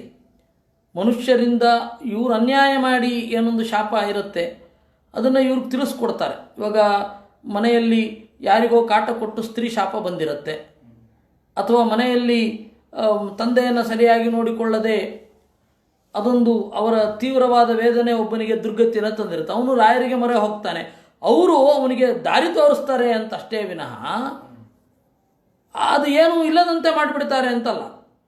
ಯಾಕೆಂದರೆ ಅಷ್ಟು ಅನುಭವಿಸಿದ ಮೇಲೇ ಅವನು ರಾಯರ ಹತ್ರ ಬರೋ ಬುದ್ಧಿ ಬಂದಿರುತ್ತೆ. ಇದು ಒಂದು. ಇನ್ನು ಸಂದೀಪ್ ಅವ್ರದ್ದು ಈ ಸಿದ್ಧಿಗಳೆಲ್ಲ ಸ್ಥೂಲ ಶರೀರಕ್ಕೆ ಮಾತ್ರ ಸೀಮಿತನಾ? ಕೆಲವೊಂದು ಅದು ಕರ್ಮಕ್ಕನುಗುಣವಾಗಿ, ಕೆಲವೊಂದು ಈ ಸ್ಥೂಲ ಶರೀರಕ್ಕೆ ಸೀಮಿತವೂ ಆಗಬಹುದು. ಈ ಸ್ಥೂಲ ಶರೀರದಲ್ಲಿ ಸಾಧನೆ ಮಾಡಿದ್ದು ಮುಂದಿನ ಜನ್ಮದಲ್ಲಿ ಸ್ವಲ್ಪ ಸಾಧನೆ ಮಾಡಿದ ಕೂಡಲೇ ಕಂಟಿನ್ಯೂ ಆಗಬಹುದು, ಬರಬಹುದು, ಗೊತ್ತಿಲ್ಲ. ಅದು ಅವರವರ ಕರ್ಮ. ಇವಾಗ ಇವನು ಇಷ್ಟು ಜಪ ಮಾಡ್ತಾನೆ, ಇಷ್ಟು ತಪ ಮಾಡ್ತಾನೆ, ಇದರೆಲ್ಲದರ ಪ್ರಯೋಜನ ಮುಂದೆ ಬರಲಿ ಅಂತ ಹೇಳಿ ದೇವರು ಸಂಕಲ್ಪ ಮಾಡಿದ್ರೆ ನಾವ್ಯಾರೂ ಅಲ್ಲ. ಅದರಿಂದಾಗಿ ಸಂದಿಲೀಪರ ಪ್ರಶ್ನೆಗೆ ಉತ್ತರದೊಂದಿಗೆ ಮುಂದೆ ಹೋಗುವುದು. ಅಲ್ಲಿ ಏತಾ ನಿಸ್ಸೀಮಕಾಸ್ತೇತಾಂ ದೇವಾನಾಂ ಅಷ್ಟಸಿದ್ಧಯ, ಈ ನಿಯಮ ನಮ್ಮಪ್ಪ ಸಂದೀಪರು ಮತ್ತು ದಿಲೀಪರು ಇಬ್ಬರು ಒಟ್ಟಿಗೆ ಬಂದರೆ ಸಂದಿಲಿಪ್ಪರು ಅಂತ ಕರಿತಾ ಇದ್ದರು. ಅದರ ನೆನಪು ಬಂತು, ಹೇಳಿದೆ, ಇರಲಿ. ಏತಾಹ ನಿಸ್ಸೀಮಕಾಸ್ತೇಷಾಂ, ದೇವತೆಗಳಿಗೆ ನಿಸ್ಸೀಮವಾಗಿ ಇದೆ, ಬೇರೆಯವರಿಗೆ ಇದು ಇಷ್ಟು ಸೀಮಿತವಾಗಿದೆ, ದೇವತೆಗಳಿಂದ ಹೊರತುಪಡಿಸಿ. ದೇವತೆಗಳಿಗೆ ಇದು ಸಹಜ ಸಿದ್ಧಿ, ಅವರು ಹುಟ್ಟಬೇಕಾದ್ರೇ ಬಂದುಬಿಟ್ಟಿರತ್ತೆ, ಬ್ರಹ್ಮದೇವರಿಂದ ಹುಟ್ಟಬೇಕಾದ್ರೆ ಬರುತ್ತೆ. ಮನುಷ್ಯರಿಗೆ ಬಹಳ ಕಷ್ಟಪಟ್ಟು ಸಿದ್ಧಿ ಪಡ್ಕೊಂಡು ಇದನ್ನೆಲ್ಲ ಮಾಡಬೇಕಾಗತ್ತೆ. ಏತಾ ನಿಸ್ಸೀಮಕಾಸ್ತೇತಾಂ ದೇವಾನಾಂ ಅಷ್ಟಸಿದ್ಧಯ ಅತೋಷ್ಟಾದಶ ಸಿದ್ಧೀನಾಂ ತದಂತರ್ಭಾವಯಿಷ್ಯತೆ. ದೇವತೆಗಳಿಗೆ 8 ಇರುತ್ತೆ, ಆ 8ರಲ್ಲಿ ಇವೆಲ್ಲವೂ ಬರುತ್ತೆ. ಉಳಿದವರಿಗೆ ಹಾಗಾದರೆ ಆ 8ನ 18 ಅಂತ ಯಾಕೆ ಹೇಳಬೇಕಾಯಿತು ಅಂದರೆ, ಮನುಷ್ಯರಿಗೆ ಯಾವುದೋ ಒಂದು ಅದು ಸೀಮಿತವಾಗಿ ಶಕ್ತಿ ಇರುತ್ತೆ, ಸಿದ್ಧಿ ಇರುತ್ತೆ. ಅದೇ ನಾನು ಆಗಲೇ ಹೇಳಿದ ಹಾಗೆ ಟೆಕ್ನಾಲಜಿಯಿಂದಲೂ ಅದನ್ನು ನಾವು ಗಳಿಸಿರಬಹುದು, ಆದರೆ ಅದಕ್ಕೂ ಬಹಳ ಮಿತಿಗಳೇ ಇದೆ. ಅದನ್ನು ಎಚ್ಚರದಲ್ಲಿ ಇಟ್ಟುಕೊಳ್ಳಬೇಕು. ಇನ್ನು ದೇವೇಶ್ವಿಂದ್ರೇ ತವಾಯುಶ್ರೀ ವಿಷ್ಣು ನಾಂ ಉತ್ತರೋತ್ತರಂ ಸಿದ್ಧಯ ಪರಿಪೂರ್ಣಾಸ್ತು ವಿಷ್ಣೋರೇ ಕತ್ರ ನಾಣ್ಯಗಾಹ ಇತಿ ಐಶ್ವರ್ಯೇ. ಐಶ್ವರ್ಯ ಅಂತ ಒಂದು ಗ್ರಂಥ.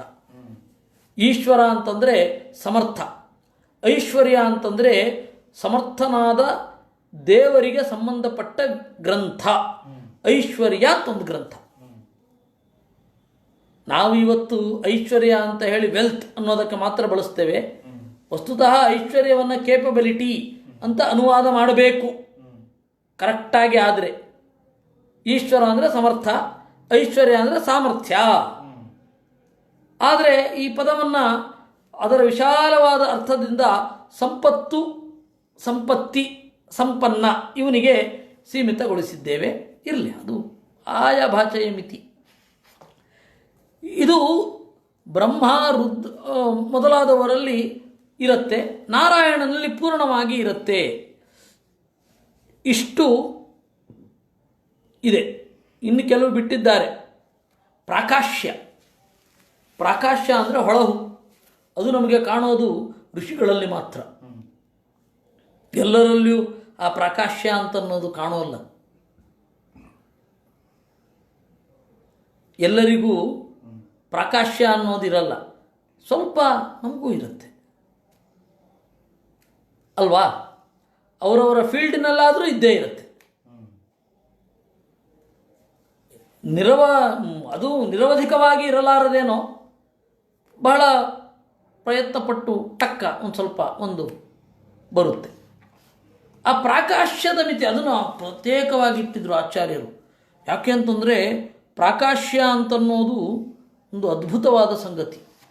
ಅದಕ್ಕಾಗಿ ಎಲ್ಲರೂ ಆ ಒಂದು ಸಬ್ಜೆಕ್ಟಿನ ಋಷಿತ್ವಕ್ಕಾಗಿ ಎಲ್ಲರೂ ಕಾತರಿಸ್ತಾರೆ. ಅದನ್ನು ಹೇಳೋದು ಅಂತಂದರೆ ಒಂದು ಸ್ವಲ್ಪ ಸಮಯ ಆಗಿದೆ, 8:01. ಆದ್ದರಿಂದ ಇವತ್ತಿಗೆ ಇದನ್ನು ಮುಗಿಸಿ ನಾಳೆ ಪ್ರಾಕಾಶ್ಯದ ಬಗ್ಗೆ ಆಚಾರ್ಯರು ಏನು ಹೇಳಿದ್ರು ಅನ್ನೋದು ನೋಡ್ಕೊಂಡ್ರೆ, ನಾವು ಋಷಿಗಳು ವೇದವನ್ನು ಕೊಟ್ಟವರು, ಆಮೇಲೆ ಈ ಸಬ್ಜೆಕ್ಟನ್ನು ಜಗತ್ತಿಗೆ ಕೊಟ್ಟವರು, ಈ ಸಬ್ಜೆಕ್ಟಿನಲ್ಲಿ ಅಪರಿಮಿತ ಸಾಧನೆ ಮಾಡಿದವರು ಅಂತ ಹೆಸರಾದವರು, ಹೀಗೆಲ್ಲ ಇದೆ. ಅವರ ಮಿತಿಗಳೇನು, ಅವರ ಹೊಳಹಿನ ಬಗೆ ಏನು, ಅದಕ್ಕೆ ಪ್ರತ್ಯೇಕವಾಗಿ ಆಚಾರ್ಯರು ಇಟ್ಟಿದ್ದಾರೆ. ಅದನ್ನು ನಾವು ನಾಳೆ ನೋಡೋಣ ಅಂತ ಹೇಳ್ತಾ ಈ ಚಿಂತನೆಯನ್ನು ಎಲ್ಲರೂ ದೇವರಿಗೆ ಸಮರ್ಪಣೆ ಮಾಡೋಣ. ಕೃಷ್ಣಾರ್ಪಣಮಸ್ತು. ಅನೇನ ಭಾವಿಯತ್ ಪುಣ್ಯಂ ತದಾಪ್ನೋತು ಪಿತಾಮಮ.